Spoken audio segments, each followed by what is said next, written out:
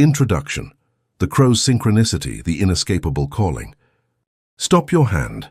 Stop your breath for a single moment. Do not look away nor pass by believing that your trivial will has brought you here. You believe in the blindness of your monotonous days, that your hand has moved out of pure boredom, seeking a fleeting pastime to numb the emptiness that throbs in your chest. But in the vast and dark fabric of existence, chance is only the excuse of cowards and the consolation of the ignorant. What ordinary men call coincidence, the ancient initiates recognized as the unshakable law of the vibratory echo. The world you step on is not a chaotic stage. It is an immense and silent ocean of forces. It is an immense and silent ocean of invisible forces that responds with terrifying precision to the silent cry of your own consciousness. If this message, if this forbidden title has appeared before your eyes at this precise millisecond of your life, it is because your soul emitted a signal of desperation or of absolute hunger. You asked for a way out. You demanded an answer that the masses could never give you. The universe, in its cold and mathematical obedience, has simply moved the threads of fate, using the mirages of this plane to put this naked truth exactly in your path. It is not a suggestion. It is an inescapable calling. You have been summoned.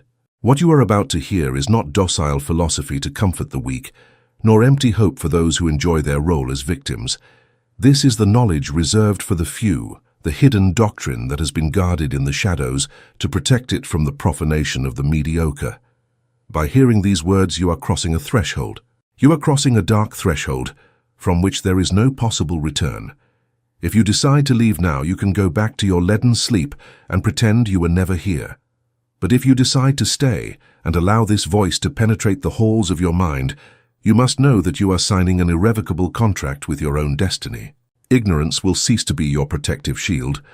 Once the veil is torn away and you contemplate the nakedness of the laws that govern the material world, you will be condemned to the responsibility of greatness. Assume the consequences. The crow of synchronicity has croaked at the window of your spirit. The heavy door of initiation has opened wide. Enter if you dare. Chapter 1. The leakage of attention and the forge of radioactive magnetism. Where your gaze rests, there flows your spiritual blood. The world is a feast of thirsty shadows waiting for you to give them the breath of your life in exchange for a moment of empty entertainment. Ancestral wisdom. There is a silent, perpetual and devastating robbery being executed in broad daylight, before the eyes of all humanity. From the moment the sun rises on the horizon until the night covers the fields, ordinary men and women walk through life with the veins of their spirit wide open, bleeding drop by drop in the streets, in the squares, and in the intimacy of their own chambers. It is not a shedding of physical blood, nor a theft of silver coins. It is a plunder. It is a much deeper and more definitive looting. It is the vampirism of vital energy, the relentless flight of attention. Civilization has been indoctrinated to believe that attention is a simple cognitive process, a mechanical function of the brain that allows us to focus our sight or hear a sound. We are taught to watch foreign tragedies. We are taught that listening to the herd's gossip or consuming the world's scandals are harmless acts, simple pastimes to kill the boredom of dead hours. This is the most colossal and poisonous lie ever conceived to keep humanity on its knees. In the sanctuaries of forbidden knowledge, mental alchemy dictates an iron law that makes men tremble. The law is, attention is not a passive act. Attention is a literal, dense and quantifiable emanation of creative force. It is the prana of the Eastern sages, the vril of the initiates, the fluid of the ether. Your attention is the conduit through which your soul feeds matter. That on which you rest your gaze receives your immortality. That on which you stop your ears, and that to which you give the focus of your mind, instantaneously receives a direct transfusion of your own immortality. In this chapter, we are going to close the wounds through which your power escapes. You will learn to recognize the maws of the outside world that feed on your energy.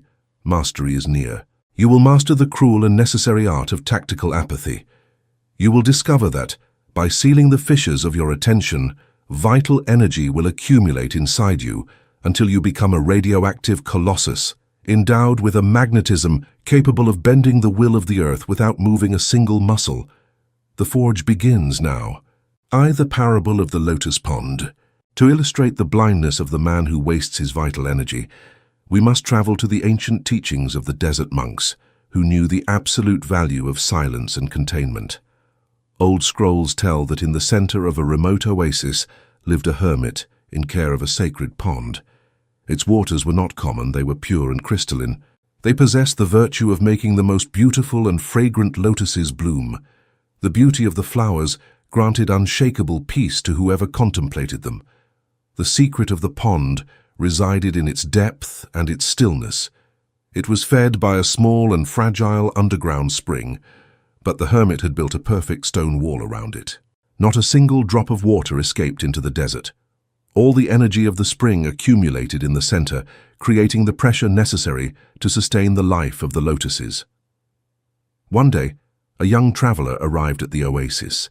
Seeing the beauty of the pond, he felt the impulsive desire to share that water with the rest of the world.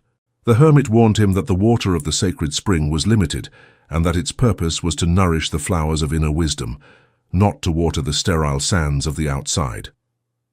But the young man, moved by a false compassion and constant restlessness, ignored the elder. He took a chisel and began to make small fissures in the stone wall. He opened a crack for a thread of water to run toward some dry brambles. Then he opened another fissure to wet the dust of the road, believing that this would appease the heat. Later, he opened another hole to feed the insects that passed by. At first, it seemed that the pond had plenty of water. The young man felt proud of his generosity. However, weeks later, the underground spring could not compensate for the multiple leaks. The water level in the pond began to drop dramatically. The pressure vanished. The mud at the bottom was exposed to the scorching sun, and the magic lotuses, deprived of the volume of water necessary to sustain their stems, withered, dried up, and died. When the young man returned to contemplate the oasis, he found no flowers or peace. He only found a hole of dry mud, and those brambles, roads, and insects to which he had given the water remained exactly the same. Sterile brambles, dry dust, and ephemeral creatures that returned not even a shadow of gratitude. He had destroyed the source. Terse, the feast of fools and the invisible bleeding. Observe with terror and lucidity how you repeat, day after day, the tragedy of that young traveler. Your physical body houses an underground spring of inexhaustible creative energy, but of a precise flow. That energy has been given to you with a single divine purpose, to make the lotus of your own greatness bloom and to forge your empire. It is given to elevate your consciousness and endow you with a magnetic gravity that orders your own universe. But instead of building a wall of silence and containment around your mind, you take the chisel of morbid curiosity and begin to open cracks in the fortress of your skull. You wake up in the morning and open the gates of attention. Before having cultivated your own spirit, you open the floodgates of your attention to the tragedies of the world. You pour your vital energy onto the news of distant wars you cannot stop, onto the crimes of the city, onto the scandals of men and women whose lives lack all nobility. You hand over your flow of ether to empty entertainment. You hand it to the noise of the market and the miserable opinions of those who live in the mud. You believe you are only observing, but in the realm of Hermeticism, to observe is to feed. That which you look at, you nourish with your own life. The material universe is a hungry kingdom. Tragic events and social dramas are the dry brambles. They are etheric parasites that lack their own light, and to exist, to stay alive in the collective consciousness, they need to feed on the emotional reaction and sustained attention of millions of voluntary slaves. Every time you feel indignation at a corrupt ruler, you are sending a ray of your pure energy directly to that system. Your anger does not weaken them. Your anger is a tribute, a succulent delicacy that makes them stronger, because you have given them your valuable attention. Every time you listen to the poisonous gossip of a peer and immerse yourself in the judgment of another's life, you have just opened a fissure in your sacred pond. You lose your will. The vampirism of the ether does not require that creatures of the night bite your neck. It only requires that they keep you distracted. While your attention is fragmented in 1,000 different directions, worried about public opinion, fearful of global disasters, You will never have the internal pressure necessary to materialize power. You are a giant bleeding from 1,000 tiny cuts, stumbling from fatigue before noon, wondering why life is so heavy and why your projects of wealth and nobility never bloom. They do not bloom because there is no water in the pond. You have given it all to the pigs. The leak must stop now if you wish to reclaim your throne and your light. Third, the anatomy of the parasite, the world as distraction. To seal the fissures, you must first look the parasite in the eye and understand its intrinsic nature. The outside world, in its mundane conformation, is a spectacle designed to keep you in a state of hypnosis. The existence of the masses is dominated by what the ancient occultists called the larvae of the astral. These are real forces. These are not mythical creatures of horror stories. They are energetic formations created by collective fear, anxiety, and morbidity. These forces operate through the whispers of people, the media, and manufactured crises. Their only goal is to prevent you from looking inward. They know that if man discovers his power, they lose control. A man who is the master of his own attention is a man impossible to govern, impossible to frighten, and impossible to squeeze. Therefore, the system demands your constant emotional reaction. It throws poisoned hooks at you. It tells you that you must be informed to be a good citizen. It tells you to involve yourself in foreign tragedies. The outside world demands loyalty to shared misery. Rejecting this pact is the first act of true alchemical rebellion. The sovereign understands that his greatest act of mercy and love toward the universe is not bleeding while crying for the tragedies of the world, but becoming a beacon of unshakable power. A beacon stands firm in the rock. A lighthouse does not run back and forth trying to save ships from drowning. A lighthouse plants itself firmly on the rock, accumulates all its fire in the center of its tower, and shines with such intensity that the ships find the way on their own. You do not serve humanity by being a bleeding slave. Your only sacred duty is to your fire. Kev, the art of tactical apathy and the closing of the gates. We thus arrive at the sharpest and most ruthless tool in the initiate's arsenal, tactical apathy. In the morality of the weak, apathy is a sin. They tell you that not caring about anything is a symptom of selfishness and coldness. But on the path of power, selective apathy is the warrior's shield. It is the ability to ignore the chaos. It is the capacity to look at the drama, the provocation and the din of the outside world, and decide with mathematical coldness to deny them access to the sacred chamber of your consciousness. To execute tactical apathy, you must become a jealous and tyrannical guardian of the gates of your mind. You must institute an obsidian filter. From this moment on, you must institute an obsidian filter between your eyes and the world.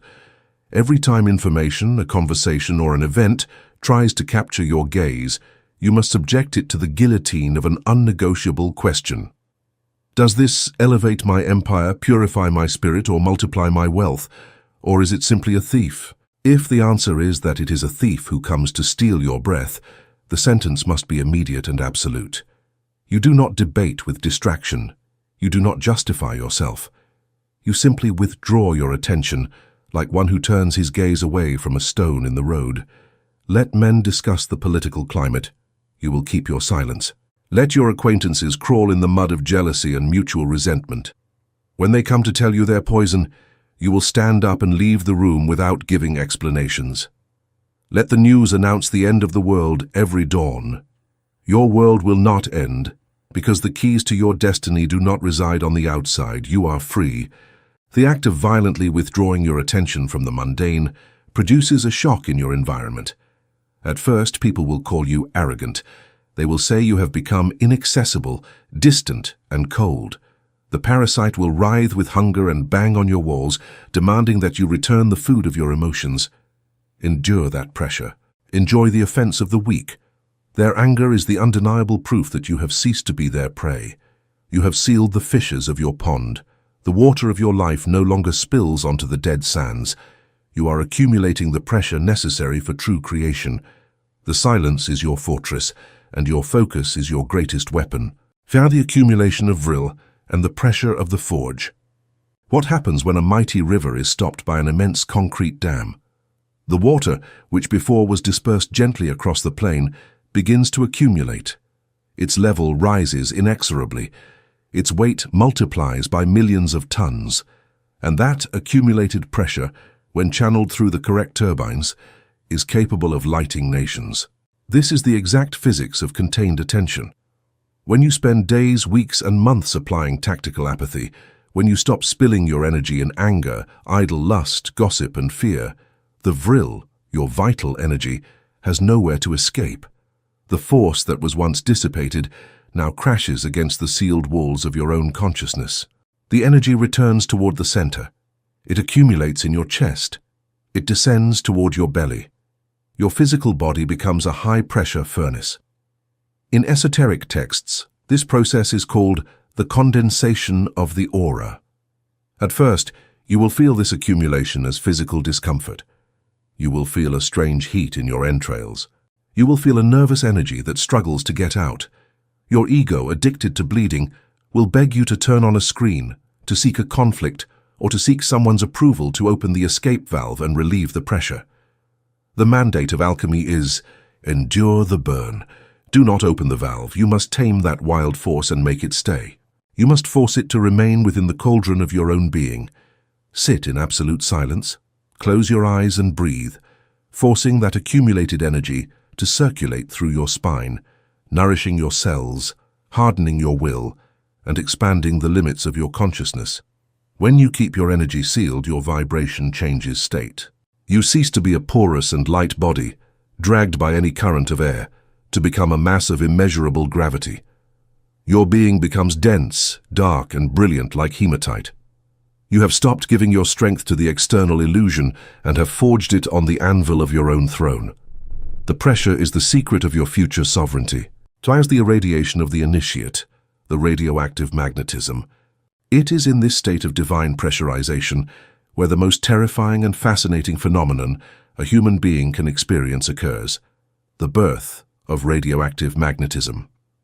When a man or woman needs nothing from the outside world, when they do not seek to be looked at, when they do not beg to be heard, their presence becomes lethal. When your attention rests with absolute weight upon your own center, your presence becomes lethally magnetic. Like the sun that does not need to approach the planets because its immense gravitational mass forces them to revolve around it, the initiate who has accumulated his ether alters the physics of any room they enter. It is natural. You no longer need to force your charisma. You do not need to speak loudly to dominate a meeting. You enter in silence with the calm gaze of one whose pond is overflowing with life inside, and the atmosphere densifies. The scattered, bleeding, and weak minds of those around you instinctively detect the immensity of your contained power. They feel the heat of your forge. They perceive at the most primitive level of their being that they are before a colossus who possesses the energy they lack, and without knowing why, they surrender to your will. They offer you their resources, they open armored doors for you, and they give you the gold of their chests. They are enchanted. They are bewitched by the gravitational force of a soul that has learned the art of absolute containment. Your gaze becomes a weapon of millimetric precision. Since all your attention has been concentrated, the day you decide voluntarily and tactically to rest your gaze on an objective, the laser beam of your consciousness pulverizes. It pulverizes any obstacle in fractions of seconds. Matter melts before the intensity of your focus, because there are no fissures through which the heat escapes. All the abundance, all the mystery, and all the majesty of existence bend before the man who knows how to keep silent. Your focused gaze is now a command to the very fabric of reality. Take awareness at this very moment of the open sores through which you are pouring the blood of your spirit. Recognize the vampires around you, not with hate, for hate is also a leak of energy, but with the cold and absolute indifference of the king who closes the doors of his palace to beggars in the middle of the night. It is over. The era of giving away your immortality in exchange for the trinkets of entertainment has ended. Reclaim the command of your eyes. Reclaim the empire of your ears. Demand with a sacred cruelty that everything that demands your attention pays the tribute corresponding to the presence of a sovereign. If the world offers no beauty, ignore it. If the outside world does not offer you beauty, undeniable truth, or expansive power, offer it in exchange the tomb of your most sepulchral silence. Seal the cracks of the pond. Let the water accumulate until the walls of your body tremble under the weight of infinite power. Cultivate the lotus of greatness in the strictest solitude. And when the vessel of your attention is full to the brim, dense and radioactive, stand up. Walk among the shadows of the world, not as a frightened prey, but as the inexhaustible pit of gravity to which all the riches of the earth will be forced to precipitate. The world is now your stage, and your silence is the conductor of its new rhythm. Chapter 2. The Empire of Silence, the Law of Concealment and the Forging of Greatness in the Dark. To know, to dare, to will, and to keep silent. The first three pillars raise the temple of greatness, but it is the fourth, the unshakable silence, the stone vault that holds the weight of the gods. If the silence is broken, the entire temple collapses upon the builder's head. The Codex of the Black Flame. There is a tragic weakness, a vulgar and pestilential vice that condemns the vast majority of the human race to perpetual mediocrity. It is not the lack of intelligence, nor the scarcity of opportunities, nor the absence of an initial will. It is a disease that dwells in the tongue. It is the hysterical, desperate, and infantile need to speak. It is the need to speak before the time. Observe the inertial man when a spark of inspiration touches his spirit, when he conceives a plan of conquest, when he decides to forge a commercial empire, transform his body, or claim an elusive love. A sacred fire is lit within him. That spark grants him a strength he did not know he possessed at all. But instead of taking that incandescent ember, swallowing it, keeping it in the center of his chest and using its heat to feed the motor of his will, the weak man runs to the public squares. He runs to find his friends, his family, his tavern colleagues, and he opens his mouth. He speaks of his plans with exaggerated and loud eloquence. He describes the castle he is going to build with an astonishing luxury of detail. He announces his victories before having wielded the sword. And while he speaks, while he receives the pats on the back and the looks of false admiration from those who listen to him, he does not realize that he is committing a true alchemical suicide. He does not perceive that with every syllable that leaves his lips, the sacred fire escapes, cools and dissipates into the dead air of the outside world. Weeks later, that brilliant man finds himself paralyzed, void of energy, without understanding why his motivation has disappeared and why his great project is just a castle of smoke. In the mysteries of hidden metaphysics, the supreme law of materialization demands a discipline that terrifies the vain ego, the law of concealment. Every birth, every colossal creation demands the womb of darkness and the protection of absolute silence. In this chapter, you will learn to sew your lips, you will discover the physics, you will discover the esoteric physics of hermetic pressure, and understand why revealing your intentions is handing over the keys of your destiny to the thieves of the ether. You are going to stop being the jester who announces his tricks to become the silent sovereign who, without prior warning, shakes the foundations of the entire earth. The parable of the alchemical crucible. To understand the violence with which the world destroys that which is exposed before its time, we must descend to the damp basements of old Prague, where the true masters of transmutation guarded the secrets of fire and metals. The heavy tomes of tradition tell that there existed an alchemist master of immense and very unique power. He took under his wing a young apprentice of a brilliant mind but a vain spirit. For years the master taught him the secrets of proportions, the purification of lead, and the mysteries of the continuous fire. The day arrived when they had to execute the great work, the transmutation of dross into pure gold. The master prepared the matter. The master introduced the matter into a heavy crucible of iron and lead and sealed it with the mythical seal of Hermes, ensuring that not even the smallest slit allowed the passage of air. They placed the crucible inside the Athanor, the sacred furnace, and lit the flames. The master's mandate was severe. The fire must burn for 40 days. The crucible must remain sealed in the heat of the shadows. If the seal is broken before the sun rises on the morning of the 40th day, the volatile essence will escape, the cold of the world will profane the chamber, and the matter will rot forever. After giving the order, the old master left for the mountains to meditate in peace. He left the apprentice in charge of feeding the fire. During the first 30 days, the young man fulfilled his labor with devotion. The pressure inside the furnace was immense, the crucible vibrated, and emitted a dull hum, a song of latent power that announced the miracle brewing inside. But on the 39th day, vanity ate his will. Knowing that the next day he would become the owner of an incalculable treasure and a renowned mage, he could not bear the weight of his own secret. He wanted to see the admiration in the eyes of his old companions. He wanted to be crowned as a genius before the work was finished. That night the apprentice invited 3 of his friends. He brought them to the basement, bragged of his wisdom, and to prove he was not lying, he took heavy iron tongs.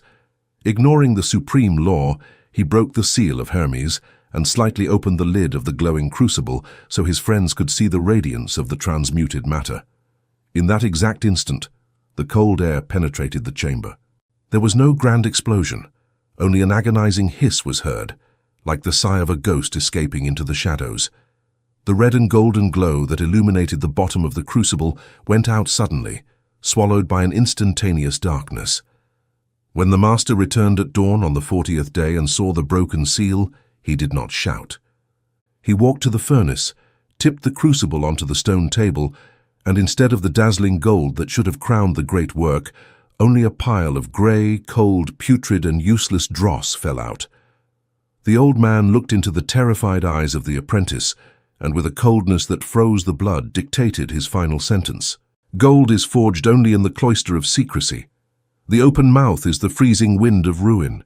You have traded the empire of kings for the ephemeral wonder of beggars. You are banished. The lesson was final. The apprentice lost everything for a moment of vanity. Silence is the only way to protect the gold of your soul from the cold world. They're the physics of hermetic pressure. You are the Athenor, and your great purposes are the matter inside the crucible. In the science of the invisible, all creation obeys the law of hermetic pressure. Observe the strength of water vapor. If you heat water in an uncovered vessel, the liquid transforms into a harmless cloud of steam that floats lazily and dissipates away. It dissipates without leaving a trace, unable to move even a feather. But if you lock that same amount of water in a hermetically sealed steel boiler and apply the fire of your will, the steam, finding no way out, begins to accumulate a colossal, brutal, indomitable pressure. That pressure can drag a train of 1,000 tons through mountains. The creative intention that is born in your spirit possesses exactly the same volatile nature as steam. When you conceive a dream of greatness, your consciousness raises the temperature of your vital energy. If you seal your lips, if you swallow the urge to tell it, that energy has nowhere to escape. It remains inside, growing in force. By not being able to manifest in the outside world through the easy and cheap route of words, the energy accumulates inside you, increasing the psychic pressure to unbearable levels. This internal pressure is blessed. It is the fuel of the gods. Feeling that you will burst from the desire to materialize your work, you are forced to move. That same pressure will force your hands to not sleep, to work in the shadows with a discipline of steel, so that the physical achievement is the escape valve. But what does the fragile man do? He heats the water of his enthusiasm and leaves the vessel uncovered. By talking about his projects, he uses the word as an escape valve. The steam comes out of his mouth, and as it exits, the internal pressure decreases. His spirit cools down. Suddenly, the wild urgency to act disappears because the creative energy has already dissipated into the atmosphere. It has become a harmless cloud of cheap talk. To speak is the abortion of action. Force is lost in the telling. Whoever recounts his battles before fighting them exhausts the strength he needed to hold the sword. The true warrior remains silent until the enemy is defeated and the objective is won. Silence is the only wall that can contain the explosive power of your soul. Keep the pressure inside, and you will move mountains in the physical world. Thirst the false nectar and the ebriety of the ego. To truly seal your lips, you must understand what pushes you to open them with such desperation. You must look directly at the disease of the ego. The human ego is a starving beggar that feeds on external validation. It is obsessed with recognition, with the admiration of others, and with the need to feel important in their eyes. When you have an extraordinary project in hand, the ego knows that if you keep silent and work in the dark, it will spend months or years without receiving applause. The ego abhors that wait. It does not tolerate hunger. Therefore, it convinces you that it is a good idea to share your plans with the tribe, seeking false support. In the instant you tell your acquaintances that you are going to found an immense company or write a masterpiece, a nefarious biological and esoteric phenomenon occurs. Your friends look at you with wonder. They congratulate you. They say, "It's a brilliant idea, you are a genius." Upon hearing this, your brain releases a cascade of pleasure. Your body reacts exactly as if you had already achieved the feat. You get drunk on the sweet nectar of triumph, feel the crown on your head, and experience the deep satisfaction of the winner. But it is a false triumph. It is a banquet of smoke. You have given your mind the reward without having crossed the battlefield. It is a lie. The mind, which is a creature of extreme efficiency, reaches a lethal conclusion. If I have already received the respect, admiration, and pleasure of success just by talking about it, why am I going to subject myself to the pain, uncertainty, sweat, and insomnia required to build the real work? The motivation dies of starvation. The motivation dies because it already ate the dessert before lighting the kitchen fire. By speaking, you have castrated your own will. You have become the tavern jester who tells stories of dragons he has never faced, while his sword rusts in a corner. The true monarch starves his ego in the early stages of creation. He is silent. He denies it the arms of premature applause. He keeps it isolated, cold, and hungry in the cell of anonymity, so that the enraged ego, desiring glory, uses all its rage in the brutal and undeniable execution of the work in the physical plane. The king does not drink from the nectar until the head of his enemy lies at his feet. Fasty the gaze of others and the contamination of the ether. The loss of internal pressure and the drunkenness of the ego are not the only dangers. There is a darker threat that activates the moment your words leave your lips, the contamination of the ether by the gaze of others. Even if you assume those around you love you, the human subconscious is a labyrinth of silent envies and fears. When you, a man who refuses to rot in the inertia of the herd, announce you are going to jump into the void to claim a treasure, you are attacking the comfort zone of those who listen. Your ambition unmasks their cowardice. Your light threatens to show their shadows. Physically they smile, but in the subtle planes they resist you. The slave does not want his cellmate to become king, because that would force him to question why he remains chained. Therefore, while you tell them your plan, their minds begin to sow thorns in your invisible path. It's too risky, they will think. He's become arrogant. I hope life gives him a lesson in humility. They pull you. Even the blind love of a mother can be an alchemical poison. If you tell an audacious project to one who loves you but is ruled by fear, that person will worry desperately. They will suffer imagining your failure. And worry is a lead anchor. It is a destructive visualization held by the bond of love. It stops your movement. In primitive occultism, this dense force was called the evil eye. It is not about fairy tale witches. It is pure esoteric physics. Human thought emits radiation. Hidden envy, skepticism, and the fear projected by those who hear your plans adhere like a tar mist to the fragile structure of your creative seed. It poisons the work. When you break the law of concealment, you no longer just have to deal with your own fears.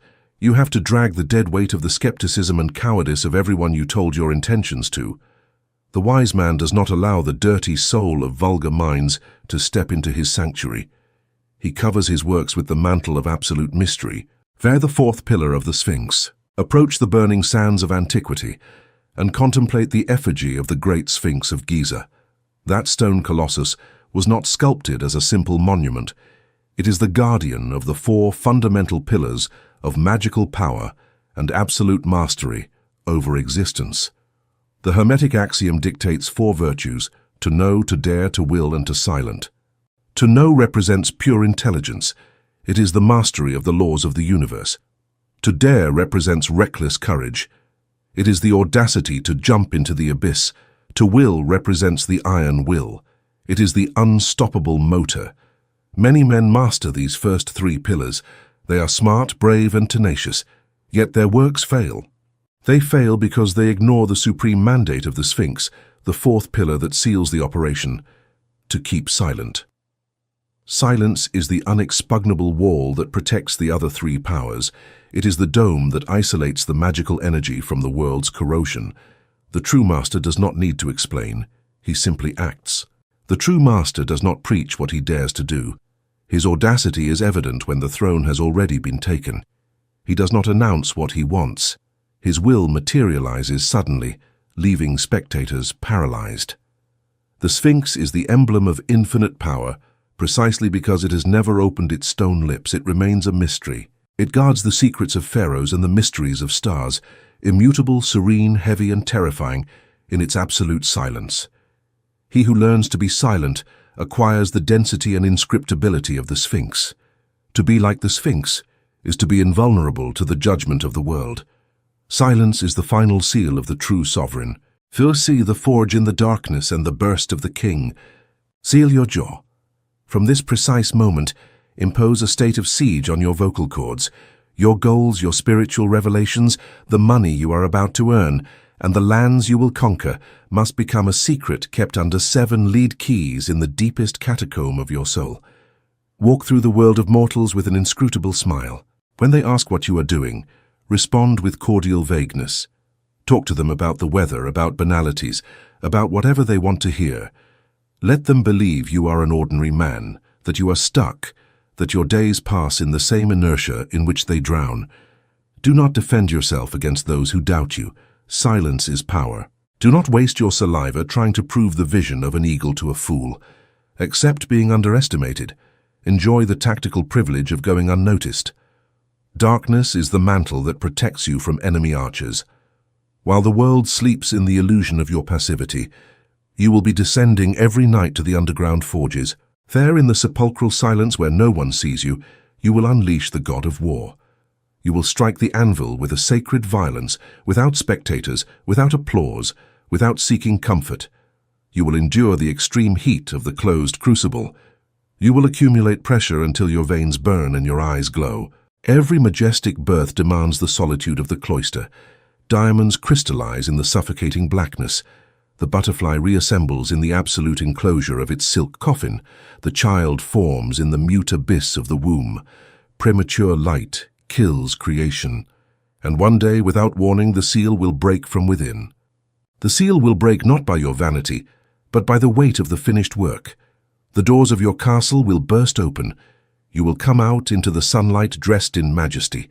The empires you forged in the dark will burst into the world with the impact of a comet. Those who underestimated you will be paralyzed by terror and fascination. They will look for some warning, some clue, but they will find nothing. They will not know where you came from. They will not understand how you managed to evade their defenses and conquer the peak without them seeing you climb. They will watch you with the silent respect granted to mysteries, and you from your throne will watch them. You will contemplate the wonder of the multitudes with a cold and lethal calm. You will not give victory speeches. You will not give explanations of your rise. Your existence will be the only proof needed. The work is done. The king has arrived. Chapter 3. Disconnecting from the hive mind and the annihilation of collective ghosts. Do not fear tyrants of flesh and blood, for their power ends where death begins. Fear the empires of smoke that nest in the sky of the human mind, for those monsters devour the soul of entire nations without spilling a single drop of blood. Unknown. There is a tragic and colossal illusion in which the human race is submerged. It is the mirage of free will. The ordinary man wakes up every morning, drinks his water, walks to his labor, and is absolutely convinced that his thoughts are his own. He believes, in the naivety of his ignorance, that the anger he feels is his own. He believes that the fear that oppresses his chest before the omens of ruin is a natural reaction of his intellect, and he believes that the passions that drag him to argue heatedly with his neighbors are the irrefutable proof of his freedom.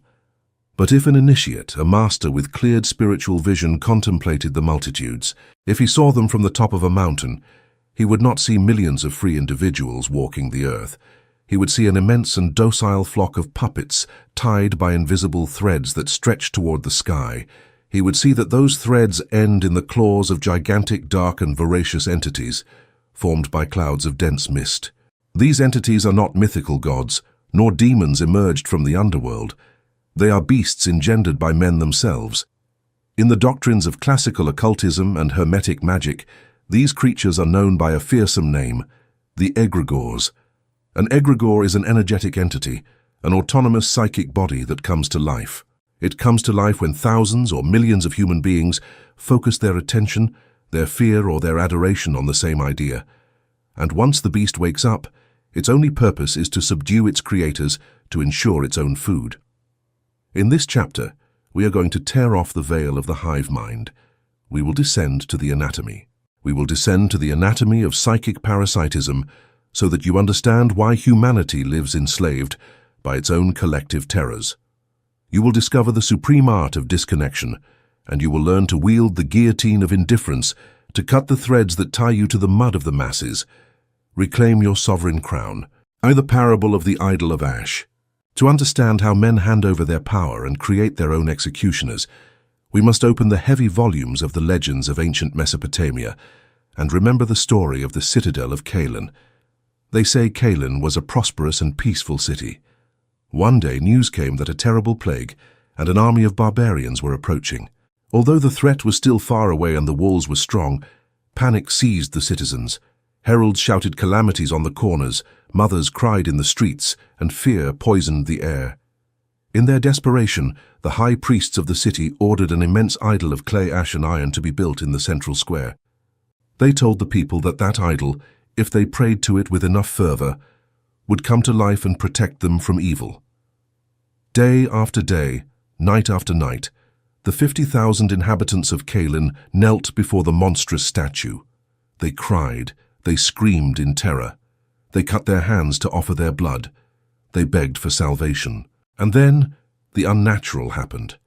The statue, fed by the terror and collective hysteria of 50,000 souls for months, began to emit a deathly glow. The clay cracked and became dark flesh. The iron eyes lit up with a malignant fire. The idol came to life. But the beast did not walk toward the desert to face the barbarians. The idol stepped down from its pedestal and looked at the inhabitants of the city with hunger. To stay alive, the monster needed to continue absorbing the same energy that had engendered it, pure terror. So the idol of ash began to terrorize the citadel. It demanded daily sacrifices. It tore down houses. It roared in the night. The city of Calin no longer feared the plague or the barbarians. Now they lived enslaved and terrified by the very monster they had created with their prayers of panic. One day, a wise hermit entered the city. Seeing the devastation, he stood in the middle of the square in front of the roaring beast. The idol raised its fist. The idol raised its fist to crush him, but the sage did not shrink in fear. He did not pray. He did not flee. He simply crossed his arms, looked at it with absolute coldness and apathy, and yawned. The idol stopped dead, confused. The sage addressed the people who watched from the shadows. "Fools, this monster has no life of its own. Its body is made of the same clay and the same fear that you give it. Do not fight it. Turn your back on it. Return to your trades, sing, work the land, and starve it to death." At first they hesitated, but little by little, the men and women stopped looking at the beast. They ignored its threatening roars. They stopped offering tears. As the people withdrew their attention and their fear, the fire in the monster's eyes began to flicker. Its dark flesh dried up again. Its movements became clumsy. In less than a week, deprived of the emotional breath of the multitude, the fearsome idol became once again an inert and pathetic statue of dry clay. It turned to dust. The physiology of the collective ghost. Listen to the wisdom held in the dust of Calin, because you live today in a citadel besieged by idols, much larger and more voracious. The human mind is not a closed vessel. It is a beacon that emits electromagnetic radiation toward the ether. When a single man harbors a thought of fear or anger, he emits a small cloud of energy. When a million people tune their minds to the same thought, to the same tragic news, to the same economic panic or political hatred, those millions of small clouds converge in the invisible sky. They merge, they condense, and by an irreproachable law of esoteric physics, that massive energy acquires intelligence and its own will. An egregore has just been born. There are egregores of nations, egregores of political parties, egregores of fanatic religions, and the largest of all in our era, the egregore of panic and scarcity, fed daily by the heralds of disaster in every corner of the visible world. Once the egregore takes shape, it operates as a parasite. Its only imperative is to feed so as not to dissolve, and its exclusive food is the vibratory frequency that gave rise to it. If the egregore was born from hatred between two sides, the ghost will extend its invisible tendrils, descend upon the minds of the commoners, and sow intrusive thoughts of distrust, fury, and bloodlust. It will force men to argue pointlessly, to insult each other, and to hate their brothers. Men will believe they are defending great ideals, when in reality they are only chewing the food that fattens the invisible parasite floating over their heads. They are victims of their own creation, feeding the beast that enslaves their logic. There's the trap of the multitude and the degradation of the soul. The greatest triumph of the egregore is to convince the individual to abandon his solitary throne to join the mass, the herd, the hive. Masters of the occult have warned for millennia about the mortal danger represented by multitudes. When a man, no matter how brilliant, is submerged in a mob, his consciousness turns off. His sovereign spirit enters a state of lethargy, and his mind is kidnapped by the inferior spirit of the hive. In the multitude, intelligence does not exist. The mass does not reason, does not reflect, and does not seek truth. The mass only feels, and what it feels is, invariably, the densest, most basic and animal emotion, panic or fury. That is why multitudes composed of peaceful individuals are capable of committing atrocities and massacres without feeling the slightest remorse. In that instant, it is not they who act.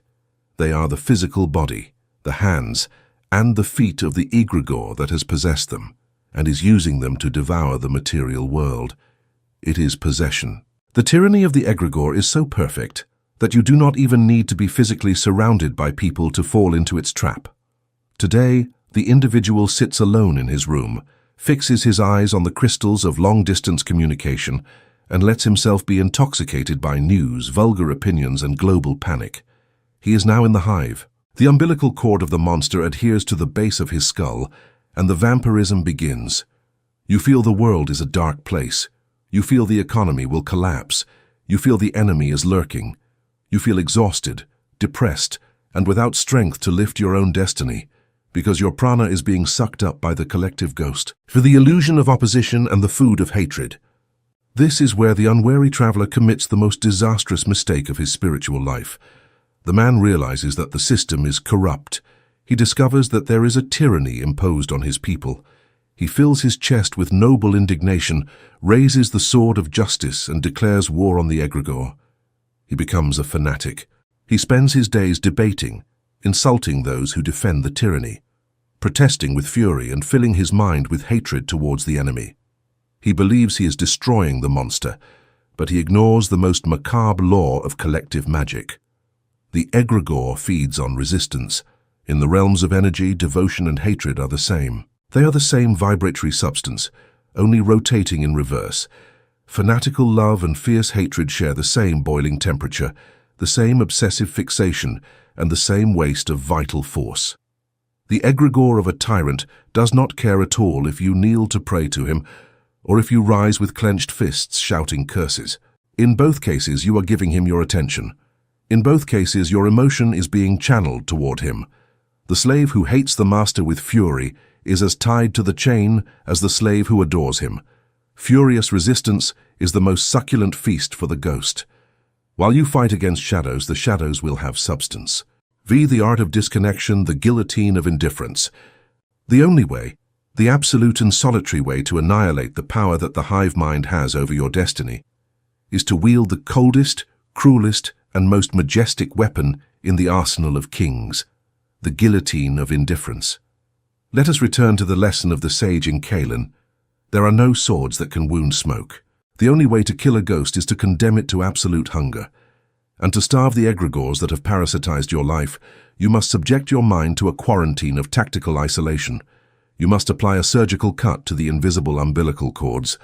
From today, you are strictly forbidden to let rumors alter your heart. If the whole world panics over an imminent crisis, you will take a step back.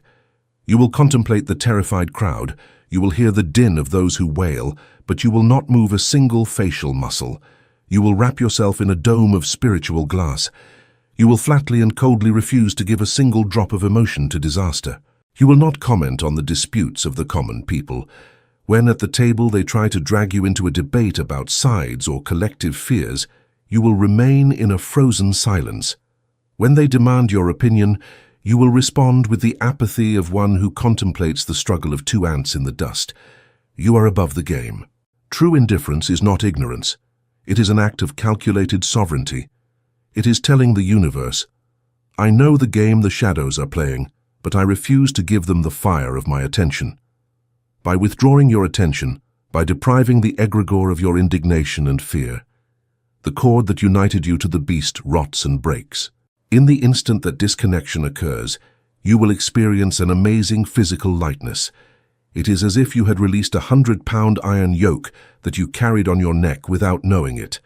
The shrill noise that used to torment your head will turn off. Your mind will recover the sharpness of pure crystal. You are free. V. The protective void and the isolation of the monarch. The price of this disconnection is isolation. I'm not talking about a physical confinement in a cave, but about the isolation of the spirit. The initiate who disconnects from the hive mind walks among men, but no longer belongs to their kingdom. Being free from the parasitism of the egregore, your reactions are no longer predictable. You do not laugh at what the mass laughs at. You do not cry for what the mass cries for. And you do not fear what the mass fears. This will cause rejection in the weak. Those who are still plugged into the hive will look at you with suspicion. They will call you insensitive, selfish, and apathetic. They will feel the cold of your armor. They will feel the silent contempt you feel for their useless drama. They will accuse you of having no empathy for the pain of the world. Do not give in an inch. Do not try to justify yourself. Their false empathy is nothing more than the complacency of wallowing together in the mud of collective fear. You are the architect of your peace. The sovereign knows that the only real way to help a sick world is not to catch the same disease to show solidarity. The only possible salvation is to rise above the pavilion of the infected, build a castle of unshakable health, and from there, throw the rope so that the few who have the courage to climb can get out of the pit. The void you create around you by disconnecting from the egregores acts as an impenetrable armor. While the world out there collapses, breaks, despairs, and devours itself in cyclical crises, you will remain in your center, serene and untouchable. Like the hunter who lurks from the top of the hill, you will watch the clumsy movements. Souse the throne on the mountain. Raise your gaze above the dark smoke that covers the city of sleeping men. Watch them run, tremble, and worship the idols of ash they themselves have erected with their cowardice. Observe them, but do not judge them with anger, for anger would chain you again to their misery. Observe them with the frozen compassion of the stars. The world is a theater of illusions, and the egregores are the directors of a macabre play where the entry is paid with the blood of the soul. But you are no longer part of the cast. You have handed in the script, stepped off the stage, and walked into the darkness of the hall where no one can dictate your emotions. You are the master. Withdraw today the devotion you have for the suffering of the majorities. Withdraw your loyalty to the tragedies of the news and your obedience to the opinions of the masses. Let the collective ghosts die of hunger in the public squares, deprived of the breath of your indignation. Keep the totality of your vital force for yourself. Keep every drop of your prana to forge the only entity that has the divine right to reign over your existence, the overwhelming weight of your own sovereign will. The throne on the mountain awaits, and the silence of the heights is your only true counselor. Rise now and let the phantoms of the valley fade into the distance. Chapter 4.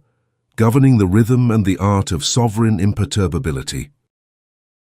Observe the vast and terrifying heartbeat of existence. Contemplate the starry sky and the ruins of ancient civilizations that lie beneath the dust of the desert. Everything in the observable universe, from the birth of galaxies to the heartbeat in your own chest, obeys a respiratory law, a cosmic inhalation and exhalation that never stop. Every empire that rises to touch the sun inevitably collapses to bite the mud. The coldest winter gives way to spring, and the most scorching summer is devoured by autumn.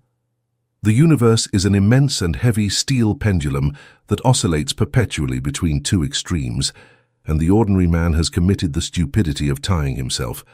He has tied himself voluntarily to the base of that pendulum. Look at the crowd, when luck smiles on them, when they accumulate a few gold coins, when love knocks on their door, or when the world pays them a fleeting tribute. They are filled with senseless euphoria. They become drunk with arrogance, celebrate loudly and lower their defenses. They convince themselves that summer will last forever.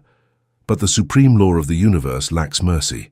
The measure of the movement to the right inexorably dictates the measure of the movement to the left. The pendulum reaches its peak, stops for a fraction of a second, and begins its brutal descent.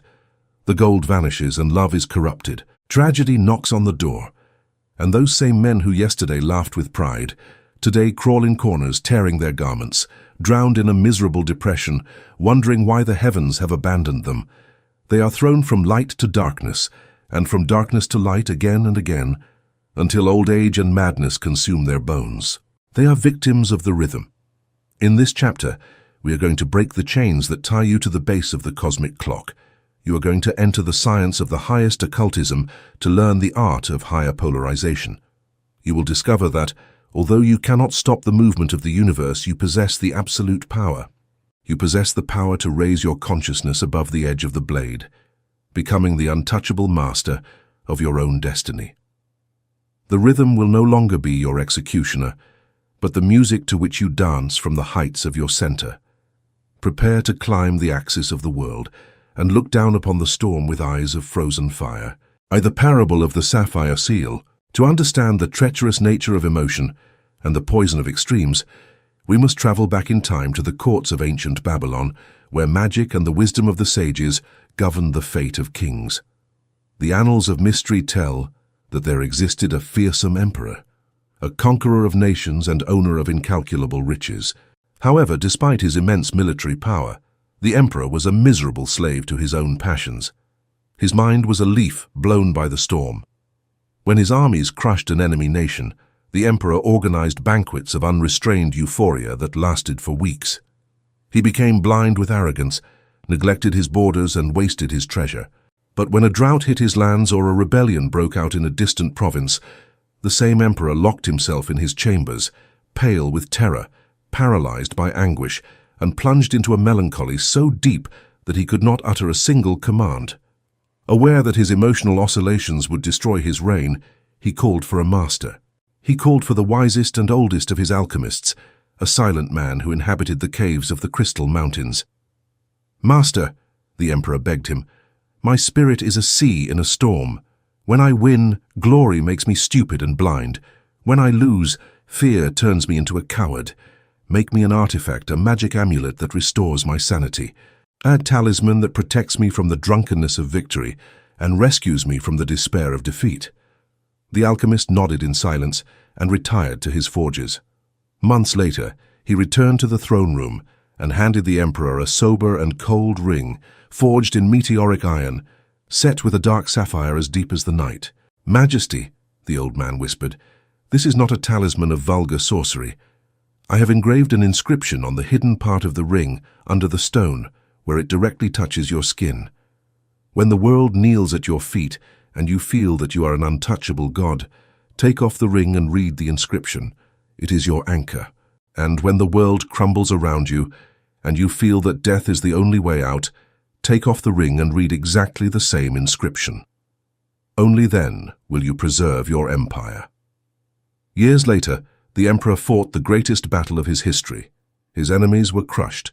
The treasures of 3 nations filled his coffers. The whole people cheered his name, throwing flowers in his path. Feeling his chest bursting with pride and that his power was infinite, the emperor, with a smile of arrogance, remembered the alchemist's promise. He took off the iron ring and read the hidden inscription. The engraved words said, "This too shall pass, for the pendulum returns." In a millisecond, the emperor's smile froze. The euphoria dissipated like smoke in the cold wind. The illusion of eternity broke. Realizing that glory was ephemeral, he regained his lethal coldness. ordered his generals to strengthen defenses, prevented the waste of the banquet, and saved his nation from a surprise counterattack planned. A decade later, a devastating plague decimated his army. His allies betrayed him, his walls were besieged, and hunger ravaged the city. Sitting on his throne in the middle of darkness, surrounded by advisors crying over the imminent fall of the empire, the king felt terror threatening to paralyze his heart. He reached for the ring. With trembling hands, he took off the iron ring and read the inscription, "This too shall pass, for the pendulum is already returning." Immediately the terror vanished from his spirit. He understood that pain and ruin were as illusory and fleeting as the victory of old. His chest filled with a frozen and unshakable calm. He stood up. He organized a masterful strategy based on patience and attrition, resisted the siege with a fierce will of ice, and months later, the exhausted enemy retreated into the desert. The emperor died in old age, having ruled with an iron hand, immutable before hell and paradise. He was no longer a slave to the swing, but the master of the center. Stir the poison of euphoria and the law of compensation. Listen with frozen blood to the implications of this parable, for it contains the death trap in which dreamers perish. The man who starts the path of power, who learns to concentrate his mind and execute his plans with determination, will inevitably begin to taste the honey of material victory. Doors will open and gold will fill his coffers. And it is in this precise and microscopic instant of glory that the novice commits the most devastating tactical error of his existence. He allows himself to fall into euphoria. Society has deceived you, teaching you that euphoria and extreme joy are virtuous and desirable states. They tell you that when you achieve a goal, you must jump. They tell you to jump with joy. Shout your victory to the four winds, celebrate to exhaustion, and let emotion overflow you. But in the court of esoteric physics, euphoria is a lethal poison. It is the energetic signature of ignorance. What is euphoria in its deepest root? It is the surprise of a slave who has received a prize. It is the surprise of one who deep down believed he did not deserve it. A king does not jump with hysterical astonishment when his servants serve him wine in his own castle. The king assumes the service with a heavy calm because it is his divine right. Only the beggar who finds a bag of coins in the trash screams with euphoria. But the danger of euphoria goes far beyond simple indignity. The danger lies in the law of compensation. When you experience an emotion of extreme joy, you are pushing the pendulum of the universe to the right with enormous violence. You are injecting an excess of force into the oscillatory movement of your own destiny. The balance remains. By immutable law, that pendulum that you have pushed to the peak of euphoria will stop, accumulate potential energy, and fall to the left with exactly the same violence, the same speed, and the same weight with which you pushed it. The universe will collect the debt of your emotional overflow. It is an inescapable mathematical balance. It is for this reason that, a few days after a great loud celebration, of an excessive exaltation or a boastful triumph, the man suffers an inexplicable accident, loses a significant sum of money, falls into a bed with fever, or suffers a devastating betrayal. And blind to cosmic laws, the man says, "What bad luck just when it was good." There was no bad luck. There was pure physics. He himself financed his misfortune by becoming intoxicated with the chalice of his own triumph. He pushed the pendulum with his joy, and the pendulum returned with the same force to strike him in the dark. The wise man knows that every high has a low unless he remains in the middle. 3. The anatomy of the pendulum and the fulcrum. To escape this cycle of torture and reward, we must analyze the geometric geometry of a pendulum. Imagine a large old grandfather clock with an immense steel blade swinging from side to side. The entire humanity is clinging to the lower base of that blade. Down there at the bottom of the pendulum, the movement is wider and faster. Those who cling to that base are dragged at great speed from joy to tears, from health to disease, from opulence to misery. Trying to stop the pendulum with bare hands, trying to block the circumstances of the outside world so that nothing changes, is a useless effort that will end by amputating your arms. The material world will change. Economies will collapse, bodies will age, and empires will fall. But if you raise your gaze up the steel rod of the pendulum toward the top, you will find the fulcrum, the support point, the axis on which the blade swings. At the support point, There is no movement. Although the base of the pendulum travels miles, the axis remains still. The axis remains in an absolute, silent and immovable stillness. The mastery of occultism does not consist in stopping the pendulum of life, but in executing the art of higher polarization. It consists in letting go of the emotional base, climbing up the rod of cold will, and establishing the seat of your consciousness at the support point. First, the art of higher polarization. Higher polarization is the absolute mastery over your own nervous system. It is the establishment of a dictatorship of ice in the center of your chest. How is this technique executed in the heat of daily battle? When life hands you the sweetest victory, when you close the monumental deal, or when the enemy falls at your feet, you act. In that exact millisecond, you will invoke the memory of the sapphire seal. You will bite your tongue. You will hold your breath. You will look at your material victory with a tactical and frozen detachment. You will flatly refuse to hand over an overflowing emotion to success. You will smile, yes, but with the light and bored smile. It is the smile of the monarch who already knew he was going to win before the game began. By refusing to experience euphoria, you are preventing the pendulum from swinging violently to the right. You are absorbing the impact of victory at the support point. And the result of this coldness is the greatest magic trick in the universe. By not having pushed the pendulum toward the extreme of excessive pleasure, the pendulum will have no momentum to return and hit you with pain. You have neutralized the law of compensation. The universe will approach you to collect the tribute of pain. Check its ledger.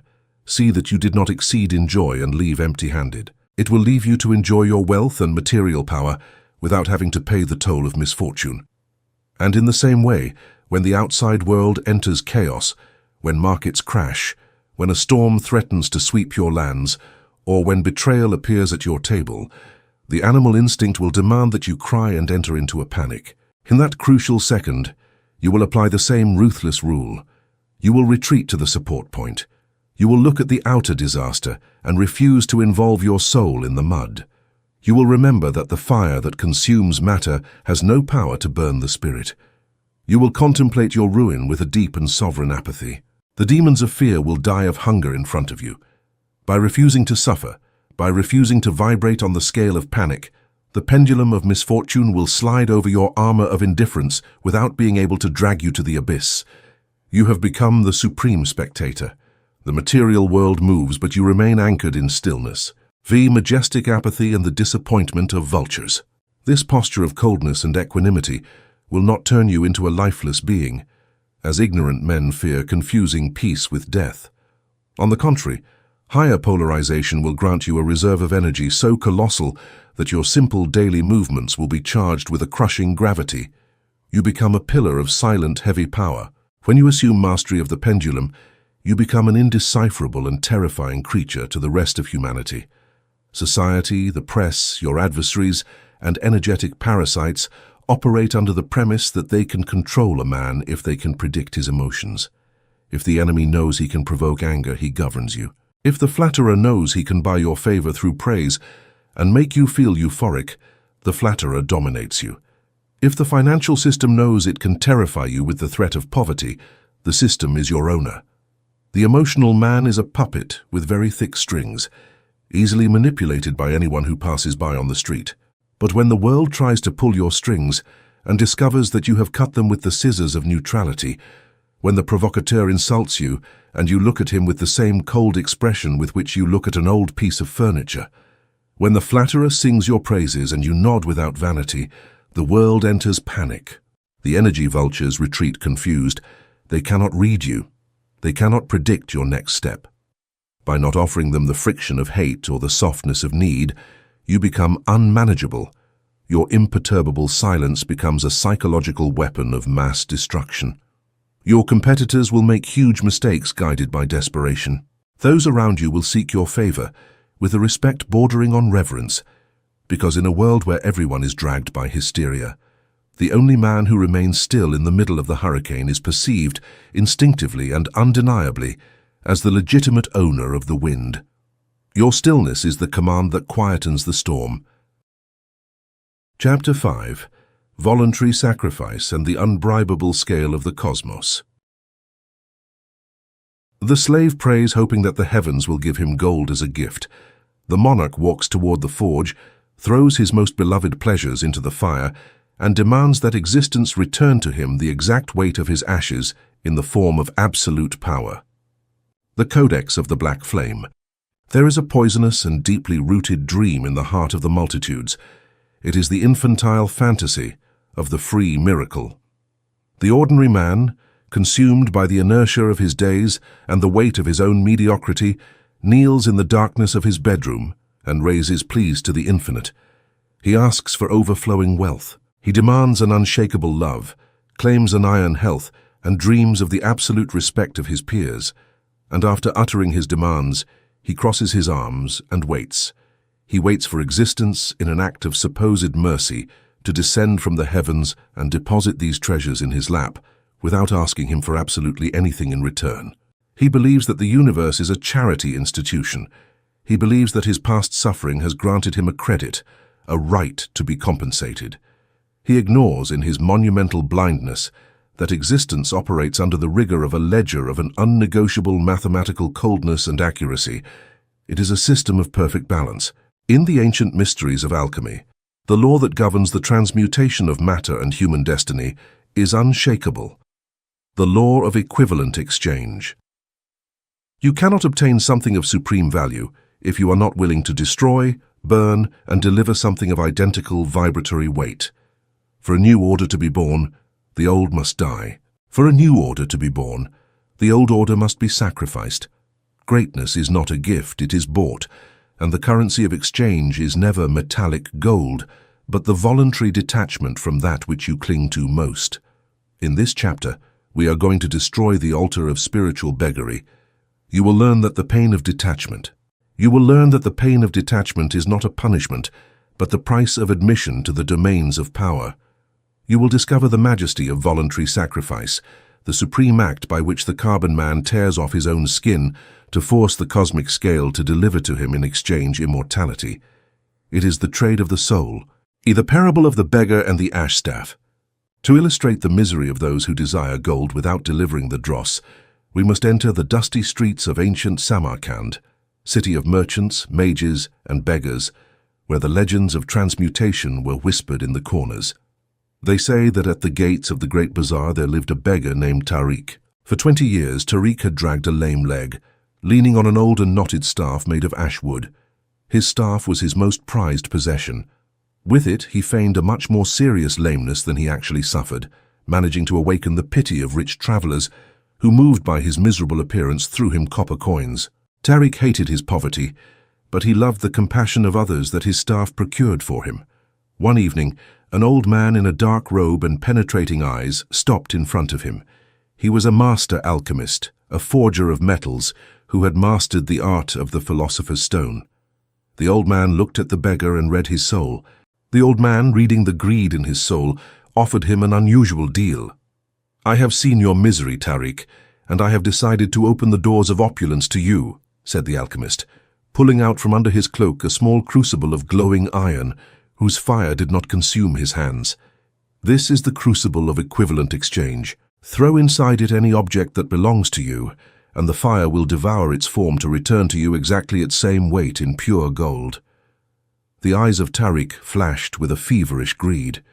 Without thinking twice, he searched his pockets and found a rusty nail. He threw it into the crucible. The flames flickered and the nail melted. The nail melted in a breath, and at the bottom of the vessel remained a tiny and imperceptible drop of gold. The beggar, euphoric, understood that the old man did not lie. He took off one of his broken sandals, dirty and smelly, and threw it into the fire. The flame rose, consumed the worn leather, and in its place appeared a nugget. In its place appeared a gold nugget the size of an acorn. Tariq screamed with joy, calculating how many banquets he could pay for with that. The alchemist, with an inscrutable face, lowered the crucible and said, "The fire does not distinguish between garbage and nobility. It only responds to the weight of what you deliver. If you wish to stop being a beggar forever, if you wish to buy a palace, lands, and horses, you must deliver something of true volume. Give me your ash staff." Tariq froze.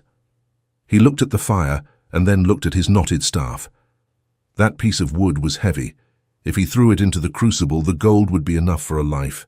If he threw it into the crucible, the resulting gold would be enough to live like a prince the rest of his days.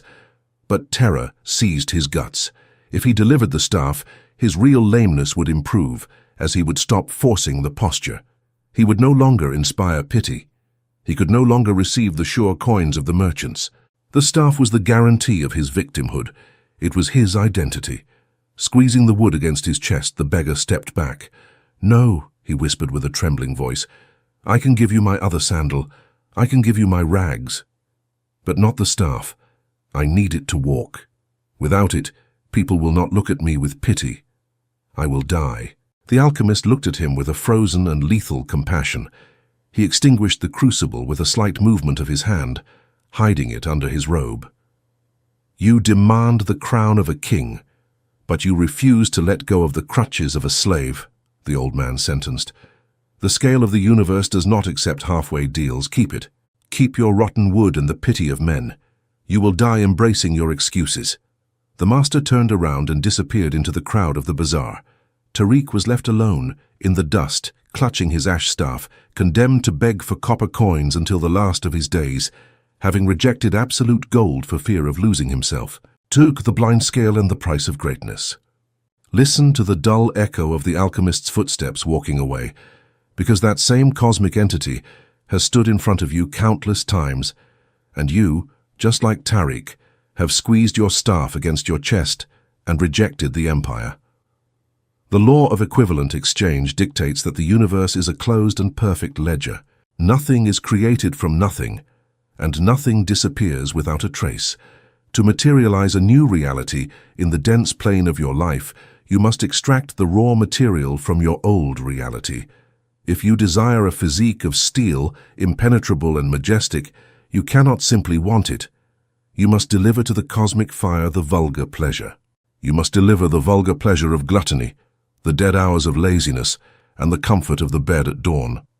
If you demand a colossal fortune that ensures your bloodline for generations, you must sacrifice on the altar your weekends of sterile leisure, your nights of ephemeral drunkenness, and the terrifying fear of others. You must sacrifice the fear of what the mediocre will say when you start charging the real value of your work. If you demand the pure, unconditional, and sovereign love of a worthy partner, you have to throw into the crucible your pathological need for attention, your infantile jealousy, and the cowardly refuge of toxic relationships. The tragic error of humanity is trying to cheat the scale. The ordinary man approaches the crucible of destiny and throws in rusty nails. He delivers tiny sacrifices that cost him nothing. He reads one book a week, makes a mediocre effort for a couple of days, stops complaining for an hour, and then peeks into the crucible. He peeks inside indignant, shouting, "I have made the sacrifice. Where is my throne? Where is my gold?" Existence, impassive and mute, returns to him exactly the equivalent of his effort, a miserable drop of success that evaporates the next day. The scale is blind. You cannot bribe it with good intentions. It does not care. It does not care about your tears, nor how much you have suffered in the past. Inertial suffering is not a legal tender currency in the esoteric world. Only the voluntary, conscious and painful sacrifice of that which you love but which destroys you has the specific weight to alter the gravity of your destiny. You must pay. Thirty, identity as the greatest tribute. The most expensive tribute, the ultimate sacrifice that alchemy demands of you, is rarely a material object. The universe does not need your money or your possessions. The supreme sacrifice that the crucible demands is the immolation of your old identity. Why is it so difficult to change? Why do men understand laws and fail? They fail because, like the beggar of Samarkand, they have fallen in love with their own staff. Victimhood is an exquisite, sweet, and addictive drug. When you assume the role of victim, when you say you have no money because the system is unfair, when you say you are alone because everyone betrays you, you get a hidden benefit. You obtain absolution. By being a victim, you are not responsible for your misery. The fault lies with the outside world. And furthermore, you get the consolation prize of slaves, the compassion of others. Your friends pity you, pat you on the back and tell you, "Poor you, how much you have suffered. It is not your fault. It is a lie." That compassion is the food of your weak ego. Asking a man to abandon his victimhood is asking him to throw himself into the fire. If you throw your role of victim into the crucible, you will gain absolute control of your life. You will be the undeniable master of your destiny. But terror paralyzes your guts because of the weight. The weight of failure will fall entirely, exclusively and crushingly upon your own shoulders. No one will feel pity for you anymore. The step toward greatness is a step toward a frozen and intimidating solitude. It is the solitude of absolute responsibility. You cannot take your old skin to the new kingdom. The door is narrow. The door of royalty is too narrow for you to pass through, dragging the bags of garbage from your past. You have to strip naked. You have to tear from your spirit the label of unfortunate man, of exploited employee, or of betrayed lover. That identity death is the true pain of the alchemical fire. It hurts to stop being. It hurts to stop being the person you have been for decades, even if that person was a wretch, because it was a known misery. But until you observe your own expired identity burning and becoming ashes on the altar, the universe will not deliver to you the substance of the king. You must die to the old self to be born to the new, for the false tribute and the mockery of the universe. In the labyrinth of this teaching, the ego of the seeker will try one last cheap magic trick. It will try to negotiate with the deity. The false seeker approaches the altar and says, "I understand the law. I will make a great sacrifice. I will work 15 hours a day instead of 8 to build my empire." The seeker exhausts himself. The seeker exhausts himself, falls ill, ages prematurely, and nevertheless the empire does not materialize. The fire spits out black smoke and no gold nugget appears. Why? Because the universe abhors the false tribute. The cosmic scale does not require you to sacrifice what is easy for you to sacrifice. It asks for the truth. If you are a compulsive workaholic, sacrificing your free time is not a true sacrifice. It is simply continuing with your neurosis. Esoteric sacrifice demands that you deliver exactly that which you are most terrified to lose. It demands your Achilles heel. If your weakness is the need to please everyone, it asks for a no.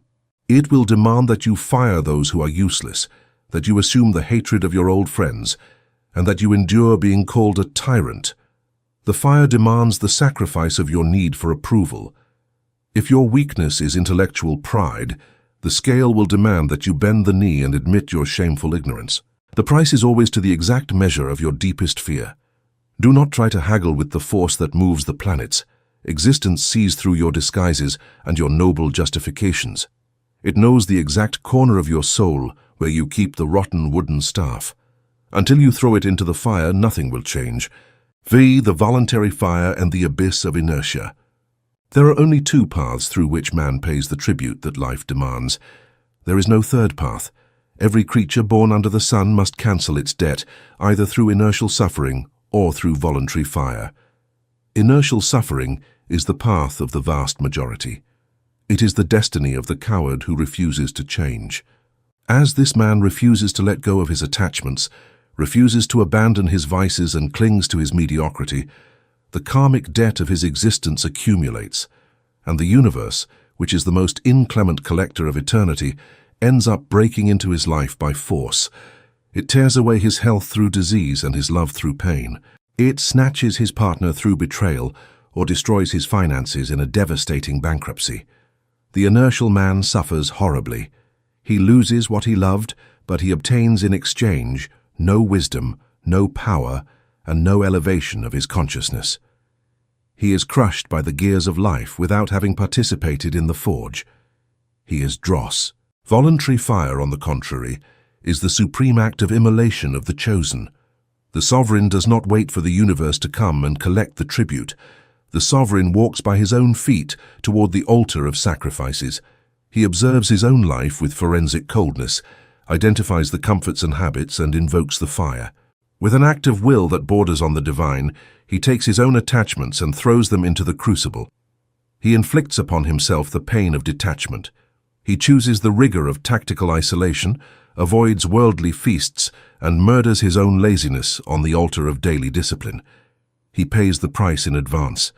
When you choose short-term suffering to forge long-term discipline, when you decide to tear out by the root the people who sink you before life uses them to destroy you, When you yourself impose the hunger of temporary austerity to finance your empire, you are executing voluntary fire, and the miracle is that the universe respects. The universe feels a reverential respect and a deep fear before the man capable of burning himself by his own will. Seeing that you do not need to be pressured, seeing that you are the priest of your own immolation, existence retreats, lowers its punishing weapons, tips the scale in your favor, and pours over you abundance. What are you holding in your hands right now? What hidden crutch are you squeezing against your chest while you loudly demand that the gates of glory be opened to you? From this day on, ignorance has lost its anesthetic effect. You can no longer shield yourself in the fantasy that your lack of results is bad luck. The universe has been listening to you since the first heartbeat in your cradle. It has been holding the gold scale in front of your eyes, patiently waiting for you to put some real weight on the bronze plate. The era of mediocre sacrifices and rusty nails is over. If you truly desire the empire of peace, you must pay. You must look fixedly at the purifying fire and pay the stipulated price without shedding a single tear of self-pity. Cut off the excuse that you are not ready. Preparation is forged inside the crucible, not outside of it. Murder the lie that you don't know how to do it. You only need the inhuman courage to let go of the staff. Take your victimhood. Take your past traumas that you are so fond of. Take your infantile need to please the plebeians and throw them into the flames. Watch the fire of alchemy devour your excuses. Feel the heat burn the old skin you are shedding. Prepare to receive the impact of your new power. The forge is ready. Chapter 6. The Crossing of the Night Threshold. There is an unexplored realm, a vast, dark and terrifying continent in which the whole of humanity spends a third of its mortal existence.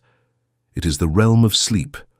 For the ordinary man subjected to the yoke of daily exhaustion, sleep is nothing more than a temporary cessation of his physical functions.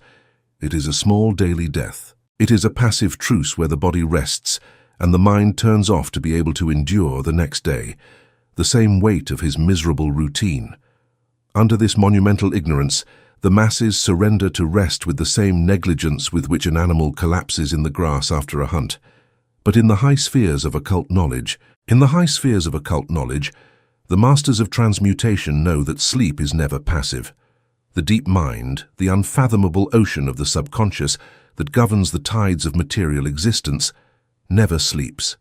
While your body lies inert in the bed, that colossal force continues to work with a silent fury, molding events, attracting circumstances, and weaving the web of your destiny for the following dawn. The supreme secret does not reside in sleep itself, but in the narrow and misty border that separates wakefulness from unconsciousness. It is that twilight state, that corridor of shadows where reason begins to dissolve. It is that state where the body becomes heavy. It is the crossing of the threshold under the gloom. In this chapter, we are going to tear away the veil of the night. You will learn why 99% of humanity uses this sacred threshold to poison their own future. And you will discover with the precision of a silent assassin. You will discover how the true monarch infiltrates his own mind during the last beats of wakefulness, sowing the seeds of an empire in the most fertile and vulnerable land of the universe. The night is not for forgetting, it is for creating. Prepare to walk through the shadows of the threshold and reclaim the scepter of your dreams. The parable of the thief in the gloom. To understand the magnitude of the negligence with which man treats his own rest, we must open the heavy volumes of the Oriental courts and remember the fall of the kingdom of Othar. The legends tell that the king of Othar was a ruler obsessed with the security of his empire. During the day, his castle was the most impregnable fortress. He ordered the forging of solid iron doors, raised polished stone walls that defied the clouds, and placed his best sentinels in every turret. No enemy, no spy, and no traitor could cross his domains while the sun shone in the sky. The king spent his waking hours dictating just laws, managing his riches and watching every coin. And yet, despite his titanic efforts during the day, the kingdom of Othar began to rot. Mysteriously, the harvests of the royal gardens woke up withered, plagued by seeds of black lotus and poisonous herbs. The treasures of the lower chambers disappeared in silence, and an aura of disease and misery began to leak through the marble halls. The king, enraged and on the verge of madness, ordered his guards to be whipped, believing that they betrayed him during the day. But the oldest sage of the court, a blind man who read the secrets in the wind, approached the throne and said, "Majesty, your sentinels are loyal and your walls are iron. The enemy does not assault you at noon. I have heard the steps of the usurper. The thief enters your domains every night, exactly at the instant in which the sun sets and the moon has not yet risen. He enters under the gloom." The king frowned. "That is impossible. At nightfall, I myself bolt the main door and release the beasts in the courtyard." The sage shook his head. "It is true, my lord," replied the old man. "You close the oak door with chains. But in your private chambers, in the back room where you strip off the crown to sleep, there is a small wooden door that leads to the forest. Each night, burdened by the weariness and fears of ruling, you lie in your bed and leave that small door open. You leave it open for the breeze and you fall asleep lamenting the problems of the kingdom. And it is through that unguarded door, in the silence of the twilight, that the thief slides in. He feeds on your complaints, walks through your gardens while you sleep, plants poison in the fertile earth and loots your peace. Of what use is the armor you wear under the sun, if you hand over the key to your kingdom in the shadows?" The king understood that his own nightly despair was the invitation for his ruin. He learned that the defense of the empire does not end when the eyes close, but that it is precisely then that the most dangerous siege begins. To the anatomy of the threshold and the fallen guard. Listen to the echo of this parable in the silence of your own bedroom, for you are that king, and your mind is the desecrated castle. During your waking hours, you possess a relentless sentinel, the conscious mind, the rational intellect. This guardian filters information, rejects madness, calculates risks, and lets you navigate the world. When you are awake, if someone approaches you in the street and shouts, "You are in ruin," your sentinel raises the sword and responds, "That is false. I am a man of resources." The main door is guarded, but the conscious mind cannot remain eternally on guard. It fatigues. As the day ends, exhaustion weakens the sentinel. You lie down in your bed, the lights go out, and the stimuli of the outer world disappear. You enter the state of hypnagogia, that dense, heavy, and lethargic phase where the body begins to paralyze, but consciousness still flickers slightly.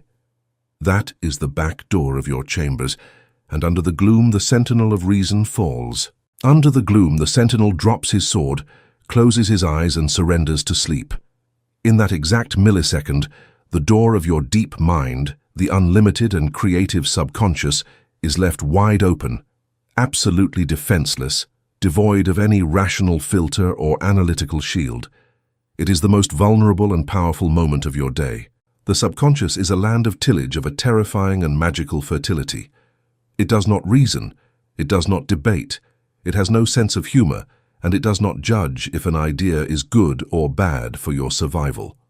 Its only and blind cosmic function is to take the last seed deposited in it before consciousness goes out and incubate it. It will take that seed, wrap it in the darkness of the night, incubate it in the depths of the ether during the next 8 hours, and command the physical universe to begin germinating it for the dawn. If you drop an oak seed, it will return a forest. If you drop poison, it will return thorns. It obeys without asking questions. Threat the poison of the night and the sowing of the slave. Contemplate now the macabre ritual that the common man officiates every night upon his own bed. The inertial individual lies down under the sheets, closes his eyes, and upon entering the state of gloom, instead of sowing gold in his defenseless castle, he voluntarily invites the demons of the abyss to enter his chamber. What does the ordinary man do in the last 10 minutes of wakefulness? He reviews his debts. He chews on the anger for the insult he received at noon. He imagines with terror the confrontation he will have with his adversary the next morning. He visualizes the possibility of bankruptcy. He relives his failures with detail. He revives his most humiliating failures, feeling in his chest the sting of humiliation and the frozen knot of lack. While his reason vanishes, his last conscious emotion is fear, revenge, or self-pity.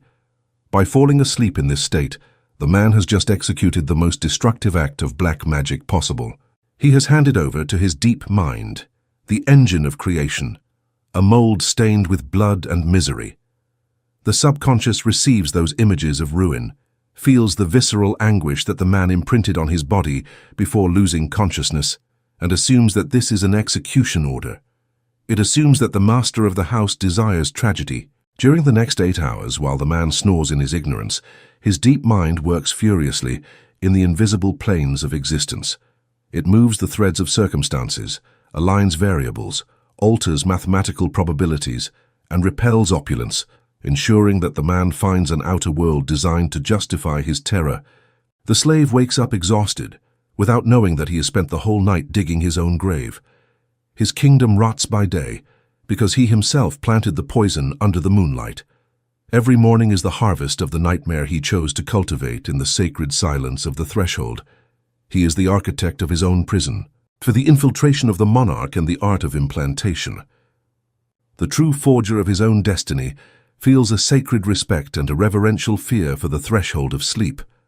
The monarch never, under any profane circumstance, allows a single thought of misery, lack, or doubt to cross the border of his lips or his mind at the moment of surrendering to the night. He knows the power of the seed. To govern the physical world, you must learn to infiltrate your own secret chamber. You must become the master of the nightly crossing. This occult discipline does not require muscular effort. In fact, conscious effort will ruin the technique. It requires the subtlety of a silk thief and the majesty of a crowned king. When your body lies in the bed and you feel the material world beginning to dissolve, when your limbs become heavy like lead and lethargy clouds the edges of your perception, you must stop any thought about the past or the frictions of the day that concludes. The past has died and no longer belongs to you. You are in the void. In that state of drowsiness, of deep physical passivity, you will summon in the theater of your mind the emotional state of your greatest consummated triumph. You will not visualize the process of achieving your goal, as visualizing effort implies you are not there yet. You will visualize exclusively the end, the finished work. The finished work, the consolidated empire, the wealth materialized in your coffers, the absolute peace of one who no longer has battles to fight. But the mental vision is insufficient. The key of implantation demands the invocation of the physical body. In the gloom of your bedroom, you must induce the exact tactile sensation. You must induce the overwhelming feeling you would have if your great desire were already an irrefutable fact. How does the weight of gold feel in your hands? Feel its metallic cold. How does the crown feel on your forehead? Feel the pressure on your temples. How does a man sigh who no longer has a single debt in the world? He knows the lineage of his blood is secured for the next 100 years. Feel the immense and glorious relief that floods his lungs as he exhales. Dress yourself in that emotion. Wrap yourself in the unshakable certainty of victory as if it were a mantle of ermine and purple. Immerse yourself in the assumption that it is done. Immerse yourself in the assumption that the miracle has already occurred, that the physical reality you will see tomorrow is only a bureaucratic procedure, because in the planes of truth, you are already the absolute owner of your destiny. You are not asking, you are decreeing. You are not waiting, you are possessing the state. Feel the ecstasy of the impregnated sleep. The master execution of this rite demands that you fall asleep exactly while you hold this feeling of triumph and relief. You must not try to stay awake to force the visualization. You must allow sleep to drag you toward the abyss, but ensuring that the last boat in which you sail toward unconsciousness is loaded with treasure. It must be loaded with the treasure of your final state. When you manage to cross the threshold under the gloom, bathed in the silent ecstasy of opulence and peace, the hermetic miracle occurs. Your conscious mind turns off, and the golden seed of your triumph falls directly into the immense jaws of your subconscious. Since there is no logical sentinel to debate the idea, the subconscious receives it as an unnegotiable divine mandate. It does not question it. It does not say, "But my bank account is empty." The subconscious only recognizes the monumental vibration of victory that you have delivered and obeys with the submission of a giant. It obeys with the submission of a chained giant. During the hours of darkness, your body rests, but your spirit becomes a radioactive colossus operating in the ether.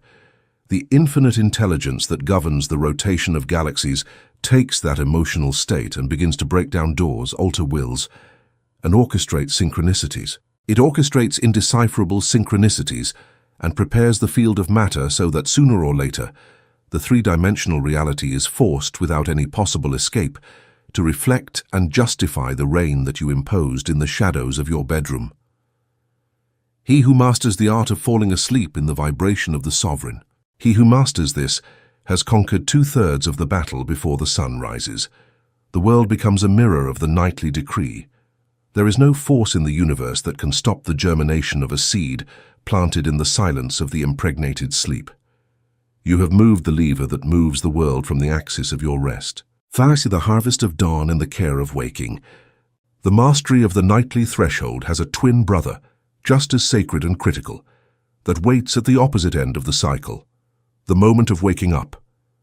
To that state of lethargy and fragility that you experience in the first instance in which the morning light touches your eyelids, before you remember who you are, is the return. Before you remember your problems, it is known as the hypnopompic state. It is the return journey from the underworld toward the surface. The door of the secret chamber is still ajar. The inertial man ruins his dawn in the same way he poisoned his sunset.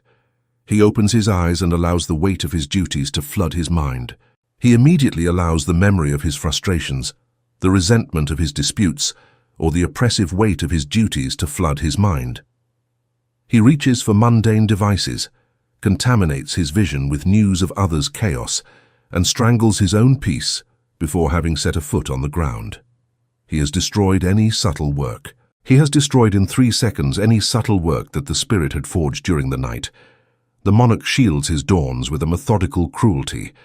When consciousness begins to return to your body in the morning, forbid yourself the luxury of anxiety. Keep your eyes closed for a few more moments. Use the mist to seal the work. Use the vulnerability of that morning fog to seal the work of the night. Invoke again, with the same silent and heavy fury, the unshakable certainty of your victory. Feel the absolute gratitude for the air that enters your lungs and for the invisible empire that is already yours. Do not ask that the day be good, decree it. Decree from the stillness of your sheets that the day just born will be an obedient servant to the whims of your will. Get up from the bed without haste, with the deliberate movements of a feline in the thicket.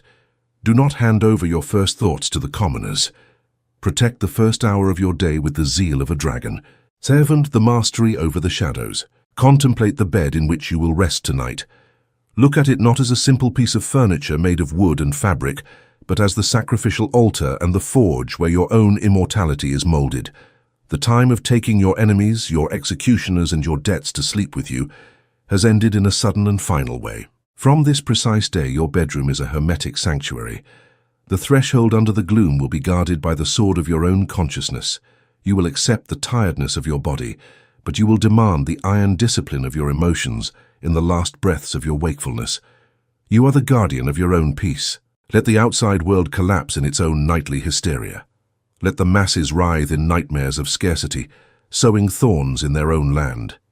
You will turn off the light of reason, release the reins of mundane control, and slide down the slide of sleep wrapped in majesty, boiling peace and silent ecstasy.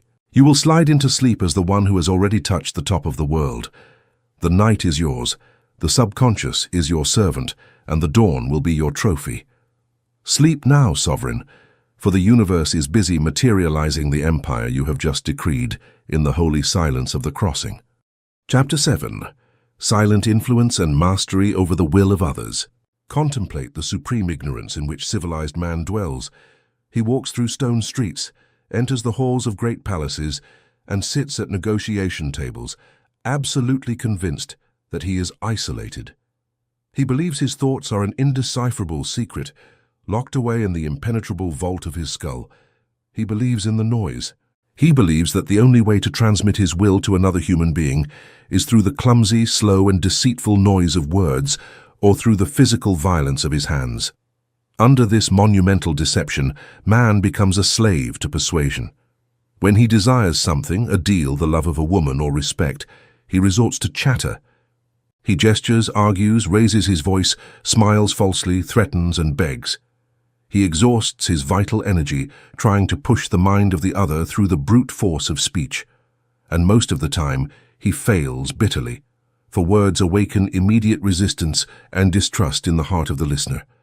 But in the highest realms of arcane knowledge, in the highest realms, the sages master a science that pales any strategy of ordinary men. They know that the vacuum that seems to separate one physical body from another is not a vacuum at all. It is a vibrant ocean, a subtle, dense and conductive fluid that permeates absolutely everything. The ether. It is the nervous system of all. The ether is the invisible web that connects without exception your mind with the mind of every creature that breathes upon the face of the earth. In this chapter, we are going to destroy the fallacy of physical isolation. You are going to learn to abandon the sterile noise of the tongue, to enter the lethal art of silent invasion. You will understand how the monarch emits direct commands through the etheric ocean, altering the climate of a room, bending the hostility of his adversaries, and dragging events toward his favor, using as his only weapon the crushing gravity of his own and quiet presence. Silence is not empty. It is full of your unshakable authority. The parable of the ice emissary. To understand the futility of noise and the omnipotence of silent frequency, we must go back to the bloody steppes of the ancient world, where wars were not always won with steel. Ancient annals tell that there existed a relentless warlord, known for his indomitable cruelty. His army had camped at the gates of a peaceful citadel at dawn. The warlord accepted no deals, took no prisoners, and immediately executed any negotiator who dared to cross his camp. At midnight, the gates opened. A single man came out, unarmed, without armor or escort. He was a master of inner mysteries, an old man with an unfathomable gaze. He walked inexorably toward the enemy tents. The guards, amazed by his daring, captured him and dragged him to the warlord's tent. The chieftain, sitting on a throne of skins and surrounded by bloodthirsty generals, looked at the old man with contempt. He drew his sword, struck the table with fury, and began to shout. He insulted him and described how he would torture the people. The noise of his threats filled the tent, fueled by the fierce laughter of his men. The old emissary did not utter a single word. He did not retreat a single millimeter. He did not frown, show fear, or show a false, haughty bravery. He simply stood there, anchored his feet in the earth, relaxed his breath, and submerged his consciousness. In the interior of his mind, the old man did not see a bloodthirsty general. He saw a scared child wrapped in a steel tantrum. The old man invoked a vibration of peace so absolute, so cold, and so dense that it seemed made of lead. He flooded the invisible space of the tent with the heavy certainty that the war had already ended. He emitted that frequency through the ether with the power of a scorching sun, keeping his lips strictly sealed.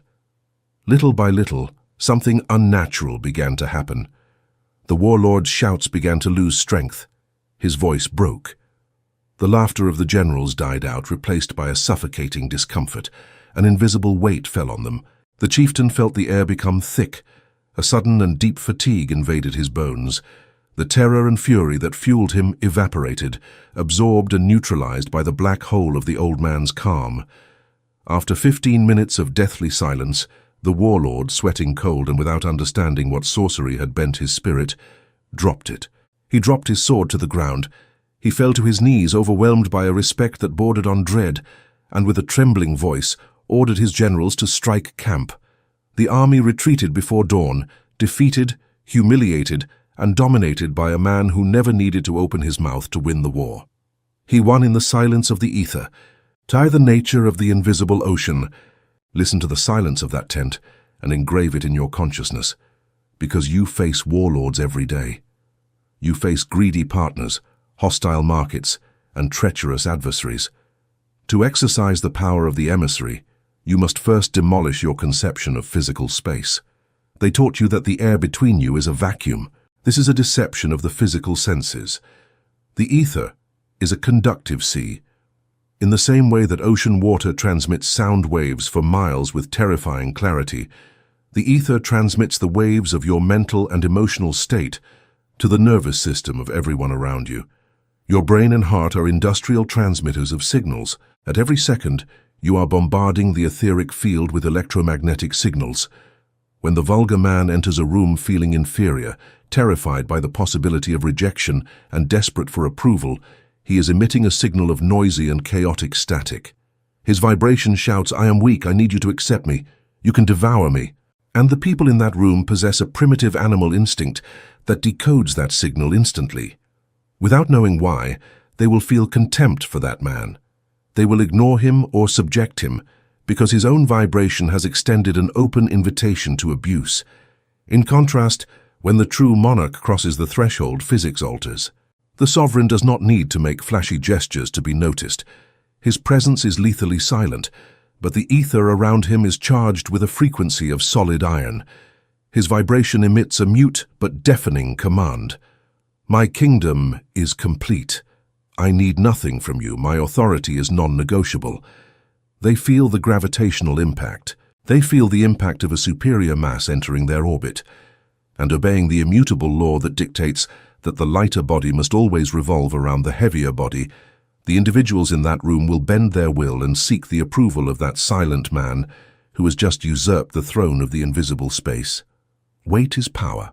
Thus, the futility of the tongue and the noise of the weak. Understand this with the clarity of a lightning bolt in the dark. Verbal persuasion is the refuge of those who lack spiritual power. When you use spoken language to try to change someone's mind, you are operating at the lowest, clumsiest, and most defensive level of human communication.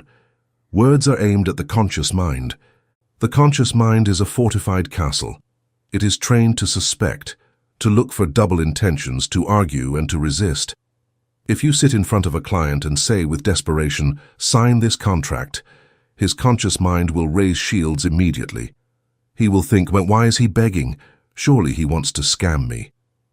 The word creates friction. Silent influence operates under the door. It infiltrates the catacombs of the other's nervous system, passing through the barriers of reason because it does not use the tongue. It uses the direct transfer of state. Words should only be used as the last and light finishing blow, a mere formality to seal a deal already won in the silence. If you have to exert yourself speaking, if you feel you are losing your breath trying to convince your adversary, it is the irrefutable proof that your internal vibration does not have enough weight. You have lost the battle of the ether, and you are trying to win the consolation prize in the theater of mortals. The true king rules first. Fair forging the psychic bullet, thought transference. The application of this forbidden knowledge is not a passive act. It is the surgical, aggressive, and ruthless manipulation of the invisible web. It is the art of forging and firing the psychic bullet. When you need to bend a situation in your favor, you must prepare before the physical encounter occurs. You must forge the intent. In the solitude of your chambers, you will enter absolute immobility. You will close your eyes and summon the image of the person or scenario you are going to face. You will not imagine them with hostility, as aggressiveness emits static that bounces off shields. You will imagine them with a sovereign neutrality. You are the commander. Next, you will formulate in your mind a single, simple, and definitive command. It cannot be a plea or a hope. It must be an irrevocable sentence. You are going to sign the agreement with docility. You are going to lower your gaze and give way. Once you have forged the command, comes the supreme step of alchemy, impregnation. It is not enough to think the phrase. You must inject it with the weight of physical certainty. You must feel in your stomach the cold relief and satisfaction of knowing that this individual has already obeyed your order. Feel how the resistance of that person crumbles in your hands like a clod of ash. Condense it into a sphere of light. Condense that certainty into a sphere of dense light in the center of your forehead, and then in the silence of your mind, project that sphere directly toward the forehead of the absent individual. Send it through the web of the ether as a silent missile. That seed of thought will penetrate their subconscious while they sleep or walk. Their deep mind will receive the command, and not coming from an external voice that activates defenses. It will assume the idea has sprouted from within. They will think, maybe I should yield to him. It seems like the most sensible decision. You will have implanted your will in their gut, and they will believe it was their own choice. V. The law of absorption and the orbit of the heaviest. When the moment of the face-to-face encounter arrives, your job is not to repeat the psychic attack. Your job in the physical arena consists of executing the law of absorption. You will sit in front of your interlocutor. You will adopt a posture of absolute relaxation, as if the result of that meeting mattered to you as much as dust. You will relax the muscles of your face, anchor your breath in the depths of your diaphragm, and look the individual in the eyes. But your gaze must not be aggressive or penetrating, as the predatory gaze scares the animal and makes it flee. Your gaze must be heavy. It is the gaze of one who knows the end of the story. It is the void. You will look not at the surface of his eyes, but at an imaginary point situated 3 centimeters behind his neck. While the other individual speaks, agitates, or tries to intimidate you, you will not react. You will not interrupt.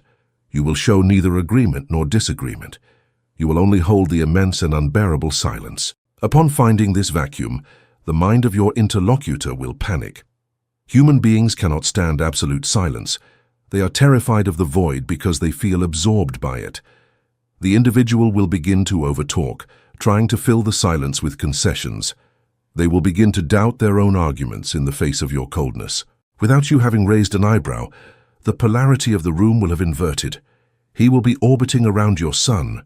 He will feel the overwhelming need to please you, to break that frozen tension that threatens to swallow him alive. And when you finally break the silence, your words must be few, slow and sharp, like a blade. The command you planted in the ether days ago will resonate in his subconscious, and submission will be imminent.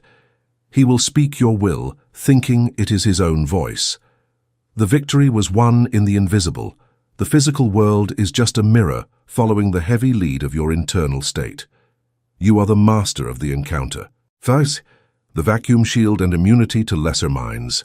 Mastery of the web of the ether does not only serve for offense and conquest, it is the supreme defense mechanism against parasites and manipulators. Out there are multitudes that, unconsciously, try to invade your etheric field. They are energy vampires, toxic people, and the weak who seek to drag you into their pit. They try to throw their own commands of fear, guilt, and inferiority at you. If you react to their attacks, if you get angry, if you argue with them, their poisonous claws will have hooked into your web. You have entered their game. You have accepted their frequency. The only defense is the construction of the vacuum shield. When someone tries to offend you or discharge their hysteria upon you, your mind must become a polished crystal. Do not block the energy of the attack, for trying to stop a blow wears down your strength. Instead, become transparent. Imagine the words and ill intention of the aggressor are arrows of fire. Your armor is nothing. If you put on iron armor, the arrows will hit and burn the metal. But if you become empty space, the arrows will simply pass right through you without touching you. They will end up stuck in the wall behind you, consuming the aggressor in their own sterile rage. The aggressor needs your emotional reaction to confirm that they exist. By denying them the slightest disturbance in your pulse, by looking at them with the inscrutable distance with which an emperor looks at an out-of-tune jester, their own energy will turn against them. They will feel ridiculous, small and miserable, and flee to find a weaker victim who offers the friction you have denied them. Zeus, the king in the room, look at yourself now. Raise your hands and understand that you are not made of imprisoned flesh. You are a transmitting station of indescribable power, and your threads extend to the ends of the earth. You have stopped being the commoner who begs for a crumb of attention. You have abandoned the pathetic need to convince the world. You have abandoned the noise of discussions and justifications. You know the secret of the ice messenger and possess the key to enter the minds of men while they sleep. The next time you enter the arena of material life, be it business, love, or war, you will remember your etheric nature. You are the ocean and the wave. You will close your lips. You will seal your breath. You will deploy the immensity of your invisible presence over the room, flooding every corner with the heavy, suffocating, and glorious density of your unshakable will. And while the world around you struggles, you will sit on your throne of absolute silence. You will watch with a frozen smile as the fiercest wills on earth silently bend at your feet, unable to resist the inaudible mandate of the one and only true king of the ether. Your silence is the sword. Wield it. The world is a frequency, and you have finally found the dial of the masters. Command the field, rule the rest. Chapter 8. The Principle of Necessary Friction. There is a universal tragedy that is repeated daily in the lives of men. A cycle of enthusiasm and failure, that has buried more dreams of greatness than all the wars in history. Contemplate the seeker who, after discovering a spark of knowledge or conceiving a monumental plan, throws himself into the conquest of his own destiny now. During the first days, his energy is a wild torrent. He rises before dawn, his mind is sharp, obstacles seem tiny, and the physical world seems to yield to the fury of his intention. His work advances with giant steps. The man, intoxicated by this speed, believes that the inertia of his initial enthusiasm will be enough for the peak. But suddenly, without warning, without any external tragedy having occurred, the current stops. The project stagnates. The business stops growing. The passion in his relationship goes out. An inexplicable heaviness invades his muscles. A fog of lethargy covers his mind. And each step that was once light now requires a great effort. It requires the effort of dragging an iron chain. The man tries to force the march, but he feels like he is pushing a solid stone wall. In his ignorance, the inertial man believes he has failed. He believes life is giving him a signal that he chose the wrong path. Filled with bitterness, he abandons the work and drops his heavy sword. He retires to look for a new project, a new cheap emotion to give him back the initial spark, only to hit the same wall months later, condemned to be an eternal beginner of unfinished works. What this man ignores is that he has not been a victim of bad luck, nor of the weakness of his spirit. He has been a victim of a cosmic law. He is a victim of an unshakable cosmic law, a hidden mathematics that governs from the movement of planets to the heartbeat of an atom, the law of the octave. In this chapter, we are going to dissect the mystery of vibration. You will understand why every force in the universe loses its natural momentum and deviates from its goal. You will understand why it deviates from its original purpose. And more importantly, you will learn the secret technique of the masters of transmutation, the art of the conscious shock, the only key capable of breaking paralysis and forcing material existence to surrender before your immovable will. Friction is the fuel of the king, the parable of the navigator and the Dead Sea. To understand the treacherous nature of impulse and the rigor of friction, we must open the maps of the ancient navigators, those who ventured beyond the known horizon. Logbooks buried by time tell that a king sent his best admiral to discover a continent of gold that, according to prophecies, was across the great sapphire ocean. The admiral set out with a majestic fleet. Leaving the port, the east winds blew with an overwhelming force. The sails swelled, the bows cut the waves like knives, and the sailors sang with joy. For weeks, the journey was an effortless triumph. Nature itself seemed to push them toward their destination of glory and pure power. But upon reaching the exact center of the ocean, a terrifying phenomenon paralyzed the fleet. The wind, which had been their unconditional ally, died suddenly. The sky turned a whitish, cloudless blue. The waters lost their waves and transformed into an immense and suffocating mirror of dark glass. No breeze, no currents at all. The sails hung like dead rags from the masts. They had entered the dreaded Dead Sea, a zone of doldrums where the inertia of nature simply ceased to exist. Days passed. The scorching sun began to rot the rations. The wood of the ships creaked from the dryness. The sailors, once euphoric, began to mutter in deep desperation. Fear turned into despair, and despair into mutiny. They prostrated themselves before the admiral and pleaded, "The gods have abandoned us. This is the end of the world. We must offer sacrifices or let ourselves die. The wind has dictated sentence. We are not destined to reach the continent of gold." They were ready to surrender. The admiral, a man forged in the discipline of silence and iron, did not look to the sky to plead for the return of the breeze. He looked into the bloodshot eyes of his men and drew his sword.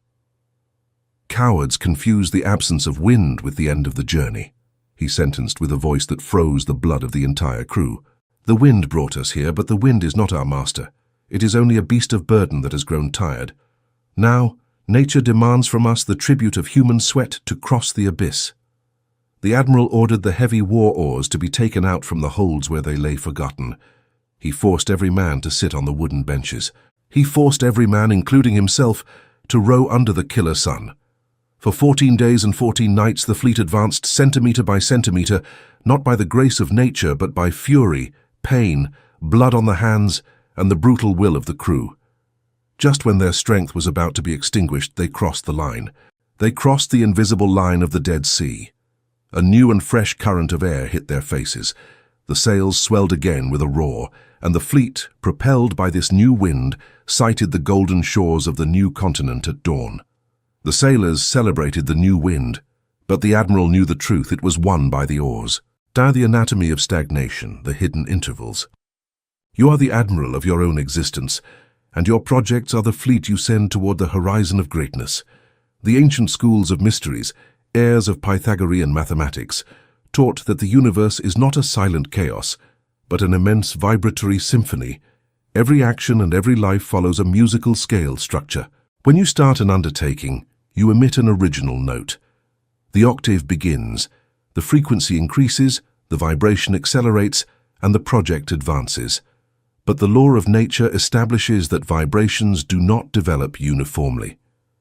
There are two exact points in the musical scale where the distance between the notes changes.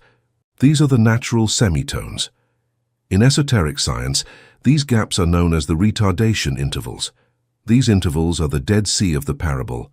They are blind points in the structure of the universe where the original force, the initial enthusiasm that propelled you, loses all its power of acceleration and stops. It is an inescapable phenomenon.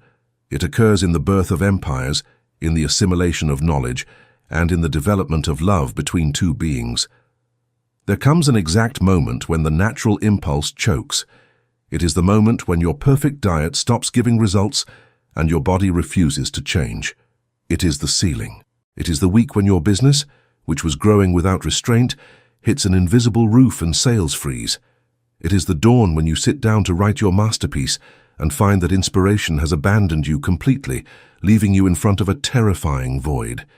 The universe stops your vibration. The inertia finally dies. It is in this suffocating lethargy where 99% of humanity surrenders their weapons, confusing the mathematical pause of nature with a personal defeat. They do not know that the music has not ended. It has only reached the silence that precedes the next movement. They quit exactly when the real test of the king begins. Third, the deviation of the current and the law of the twisted reflection. Understanding the existence of this interval is vital, but ignoring its cosmic consequences is a mistake paid with a whole life. What happens if a project reaches the point of friction, the retardation interval, and the individual does nothing to overcome it, waiting for things to get better or for motivation to return? In the physics of the invisible, a force that loses its momentum does not simply stop to rest. Energy cannot stagnate indefinitely. If it is not pushed forward, it is captured by external influences. When a vibration reaches the interval and does not receive a new impulse, it deviates from its original direction. It changes. It changes its angle. It modifies its nature. Observe the tragedy of human history. A group of noble men initiate a revolution to free their people from tyranny. The initial impulse is just, brilliant, and charged with honor. They advance with force, but they reach the interval. Power corrupts, friction appears, and weariness occurs. By not knowing how to inject a conscious superior impulse, the revolution deviates from its original angle. Over time, those liberators end up becoming much more bloodthirsty tyrants than the kings they overthrew. They started seeking freedom and ended up forging new chains. The vibration twisted because it lacked the shock. This same macabre deviation operates in your daily life.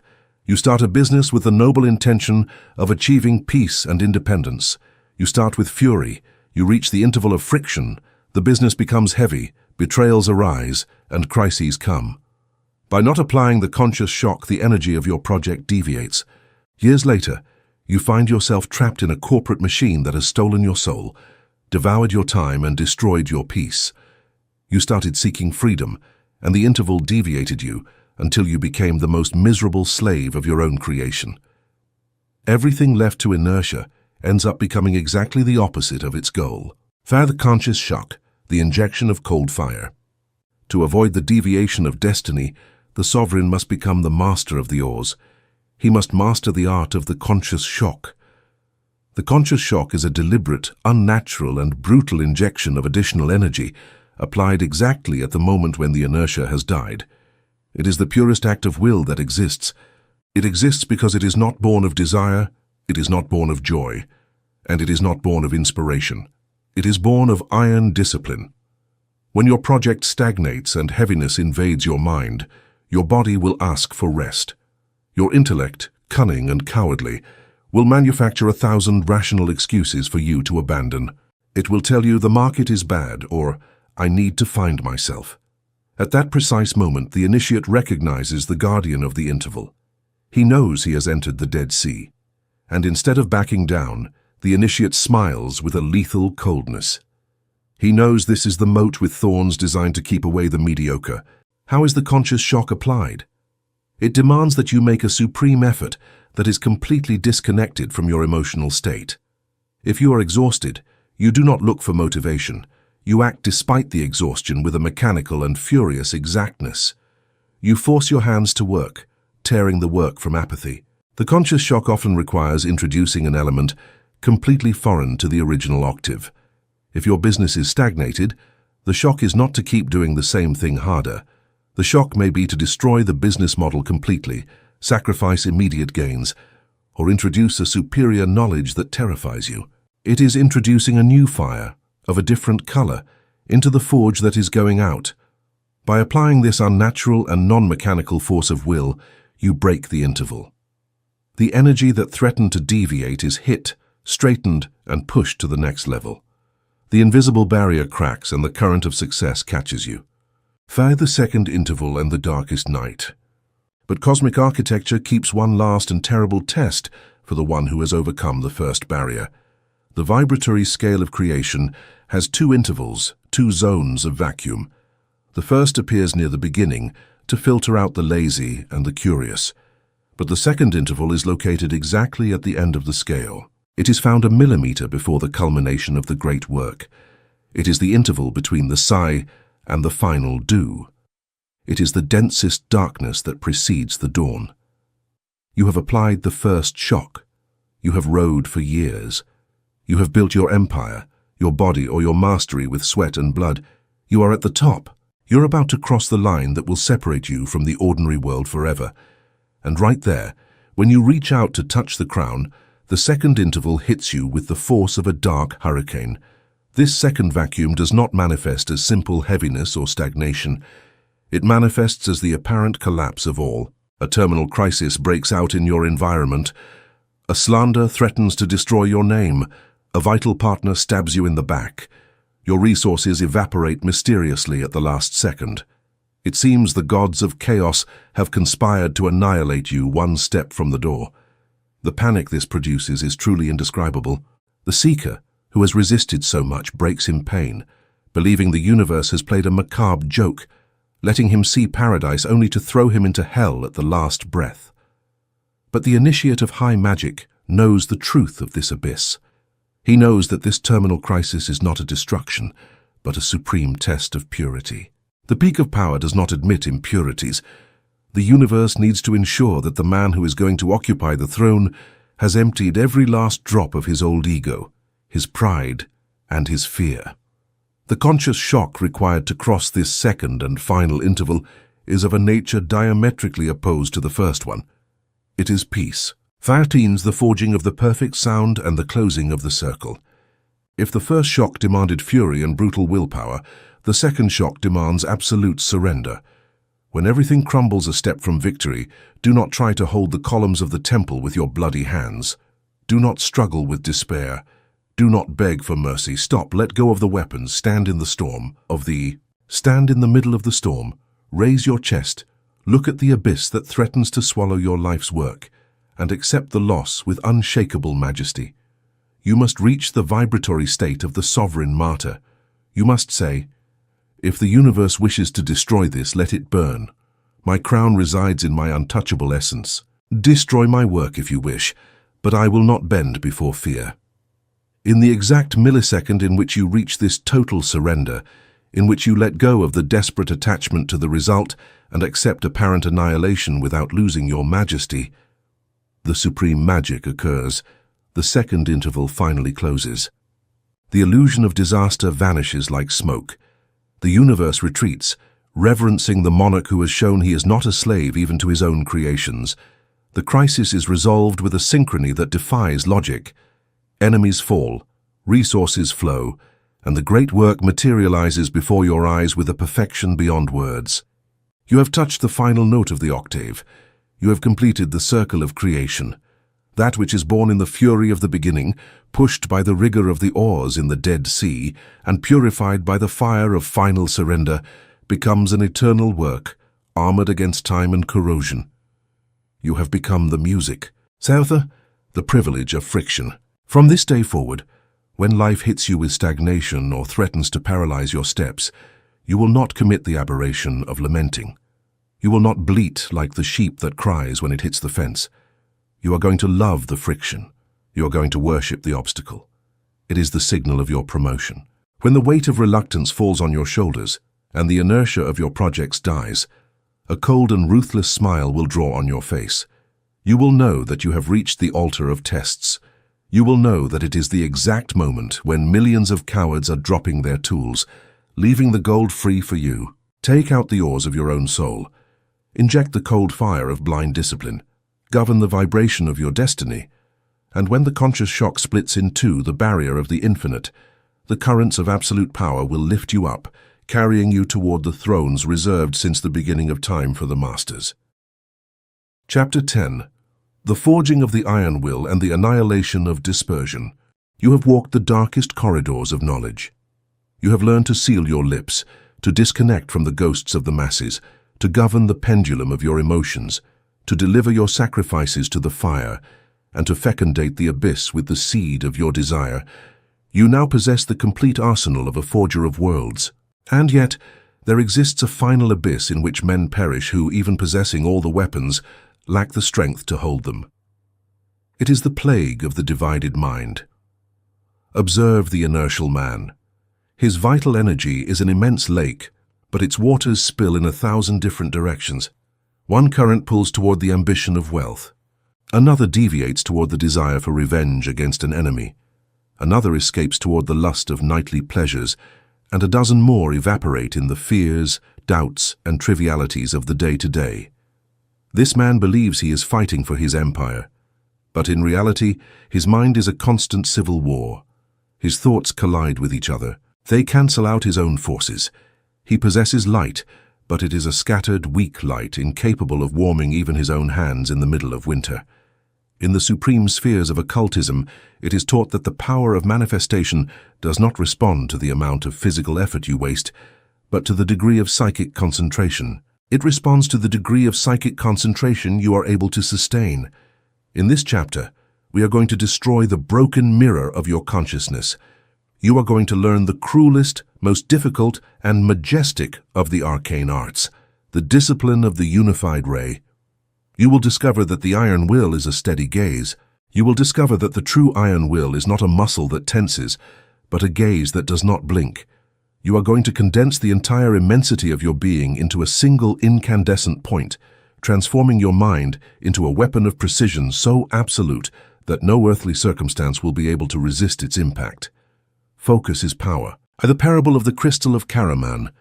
To understand the futility of scattered effort and the omnipotence of condensed attention, we must open the sand-covered scrolls of the ancient crusades in the desert of Karaman, where beasts and empires clashed against the immovable rock.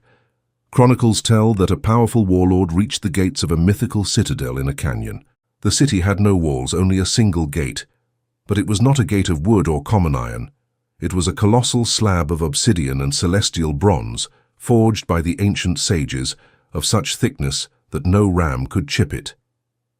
For 3 months, the chieftain ordered his men to strike the gate. They built gigantic siege machines for it.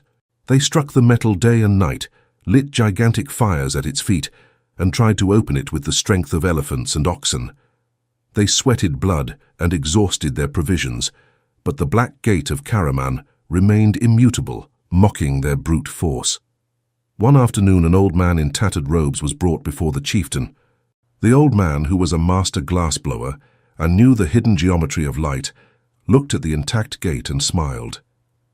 "My lord," said the old man, "your army has the strength of 1,000 storms, but your strength is like a handful of sand thrown into the wind. It hits everywhere, but it penetrates nowhere. I will teach you. I will teach you to tear down that gate without lifting a single ram." Desperate, the chieftain accepted. The old man asked for desert sand, high-temperature fire, and 7 days of absolute silence. During that time, he melted the sand and polished it with inhuman patience until forging an immense glass lens perfectly convex. At noon on the 8th day, when the sun at its zenith punished the earth with its maximum ferocity, the old man placed the giant lens in front of the obsidian gate. "Look, my lord," the old man whispered. The immense sunlight, which fell over the entire valley, heating stones and dust, was caught by the crystal. It forced the rays. The lens forced the millions of scattered rays to bend, to renounce their freedom, and to converge on a single, microscopic, and unbearable point of white light on the center of the black gate. There were no blows. There were no screams. There were no rams. Only a deathly silence. After a few minutes, the bronze began to glow red. Then it turned white. A column of thick smoke rose in the air, and the unbreakable metal which had resisted the onslaught of 10,000 men for months began to melt as if it were warm wax. The point of light cut the main bolt with the precision of a god's sword, and the heavy leaves of the gate swung wide open with a crash. The old man turned to the chieftain, whose eyes were wide with terror and wonder, and sentenced, "The gate did not yield to the sun. The sun was always there. The gate yielded to the annihilation of dispersion. The power was in the focus of the rays. The strength was in the unification of the light into one single lethal point." 2. The plague of the fragmented mind. You find yourself every day in front of the obsidian gates of your own destiny. The financial empire, the spiritual mastery, or the unshakable peace you demand are heavy and cold gates that will not yield to the tantrums of a child. And yet, you attack the gate exactly like the inertial army. You use brute force and anger. You wake up in the morning, you try to push your projects, but your mind is an undisciplined army that attacks in 10,000 different directions. You desire absolute opulence, but deep in your mind, you harbor a secret fear of losing your friends if you become powerful. You desire iron health, but your subconscious craves poison. You desire the peace of the king, but you spend hours submerged in the cheap intrigues of the plebeians and in the hatred toward your adversaries. Each of those contradictory desires is a sunbeam that escapes the lens. It is a soldier of your army who deserts to fight in another battle that does not belong to you. It is a waste. The tragedy of the fragmented mind is the pain of useless wear. You work 14 hours a day, you suffer, you read occult treatises, you perform rituals in the silence of the night, and when you look at the results, you discover the gate has not moved. Life seems unfair and the universe seems deaf, but the universe is not deaf. The universe is simply experiencing your vibration as a lukewarm and diffuse heat. There is no clear command. You demand wealth on one side, but you demand the comfort of victimhood on the other. Upon receiving 100 contradictory orders at the same time, the ether is paralyzed and executes none. You remain exactly where you are. The ordinary mind is a mirror broken into 1,000 pieces. It reflects light in 1,000 directions, dazzling the sight, but being absolutely incapable of lighting a single fire. To move the world, you must first mend the mirror and unify the reflection. You must become the lens that turns the diffuse light into a burning laser. Thus the hidden nature of the iron will. To melt the perfect crystal, you must first demolish the lie they have taught you about the nature of the will. They have conditioned you to believe that willpower is an act of muscular resistance. They have told you that having will is rejecting vice by clenching your fists, suffering from deprivation, and fighting against temptation. They have told you that will is aggressive stubbornness. In the architecture of high-level magic, fighting an idea is the fastest way to become enslaved by it. The true iron will has absolutely nothing to do with effort, suffering, or muscular tension. The will, the only one recognized by the cosmos, is the capacity for absolute exclusion. To have will is the silent, icy, and lethal ability to fix the attention of your mind on a single image, on a single mandate, on a single decree of greatness, and to allow all other ideas to starve to death around it for lack of attention. The sovereign does not fight his fears. He simply withdraws his gaze from them. He ignores them. He does not debate with laziness. He ignores it with the same coldness with which he would ignore a crushed insect on the road.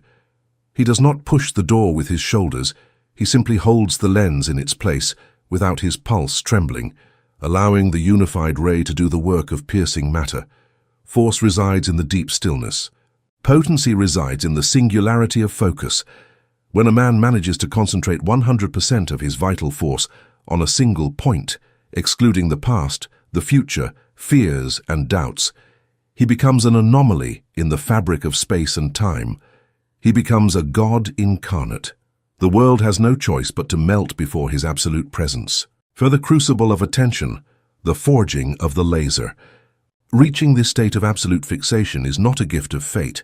It is an art that requires an ascetic cruelty toward oneself. It requires the forge of the crucible. For your mind to stop being the lamp that weakly illuminates the whole room and become the ray that cuts steel, you must subject your ego to a torture of immobility. The ego is a scared monkey addicted to novelty. It jumps from branch to branch, looking for problems to solve, dramas to intervene in, and ephemeral pleasures to consume. When you order your mind to fix on a single point, the monkey will scream. It will send you painful memories, physical itches, and remind you of pending debts. It will try to convince you that meditating in silence is a waste of time. You must apply the jailer's rigor. Sit in the gloom. Fix your mind on the exact center of your chest, or visualize the throne of your consummated empire. And when the first foreign thought tries to sneak into the chamber, do not get angry with it at all. Anger is another distraction. Simply, with the movement of a silent guillotine, decapitate the thought. Gently move the light of your attention back to the throne. 100 times the monkey will escape, and 100 times, with a cold and terrifying patience, you will drag it back by the neck. You must be relentless in this. At first, this exercise will cause you deep psychic pain. Your mind, used to the hemorrhage of dispersion, will feel suffocated by being forced to condense. You will feel the visceral urge to move, to open your eyes, to abandon the forge. If you yield, the crystal will break and you will remain the slave of the desert forever. But if you resist, if you endure the extreme pressure of maintaining a single thought in the absolute vacuum of your consciousness, something miraculous will happen in the depths of your neurons. The friction will disappear. The thundering noise of your inner civil war will turn off at once. You will feel the majesty. You will experience the majestical immobility. Your mind will align. There will no longer be 10,000 voices whispering weaknesses. There will be only one, deep, grave, and omnipotent voice. You will have forged the unified ray. Now you are no longer a man with a mind, you are a mind with a man. You are ready to pierce the world. Feel the piercing of the ether and the collapse of circumstances. When the initiate manages to enter the physical world carrying this state of laser concentration, the ordinary laws of probability and human resistance collapse before him. The ordinary man enters a business room with his fragmented mind. He is thinking about dinner, fear of loss, and debt. His energy is weak and blurry. The ether does not register his passage. The sovereign, armed with the unified ray, crosses the same threshold. He has emptied his mind of everything that is not the final result. There are no doubts, no alternatives, no escape plans. His intention is a pillar of incandescent iron. All psychic energy is condensed in his will. The impact on the etheric ocean is brutal. Since there are no contradictory thoughts to dilute the signal, the command the sovereign emits travels with a radioactive purity. The resistance of the material world, represented by opponents and bureaucracies, is thick and dark like the obsidian door. But it cannot stop the light. The obsidian door cannot stop the condensed light. The people around him feel an invisible pressure, a psychological heat that forces them to lower their gaze. The doubts of the adversaries melt. The barriers dissolve. Reality is subjected to such extreme heat that events melt and rearrange to fit the exact mold of the mind. And all of this occurs in a disturbing state of grace and silence. The sovereign does not need to argue, nor raise his voice, nor hit the table. He simply holds the lens with a pulse of ice, watching how the black gate of the world melts under the weight of his absolute attention. He is the sun focused through the crystal. Vie the death of alternatives, the power of no. To keep the unified ray sharp, you must become the relentless assassin of alternatives. The inertial man takes pride in having backup plans. He believes that having 5 options open is a sign of intelligence and security. In occultism, the backup plan is the fissure through which magic bleeds out. It is a sign of weakness. It is the secret confession before the court of the universe that you do not believe in your own victory. If you have a plan B, the universe will execute plan B because it knows your plan A lacks the gravitational weight of absolute faith.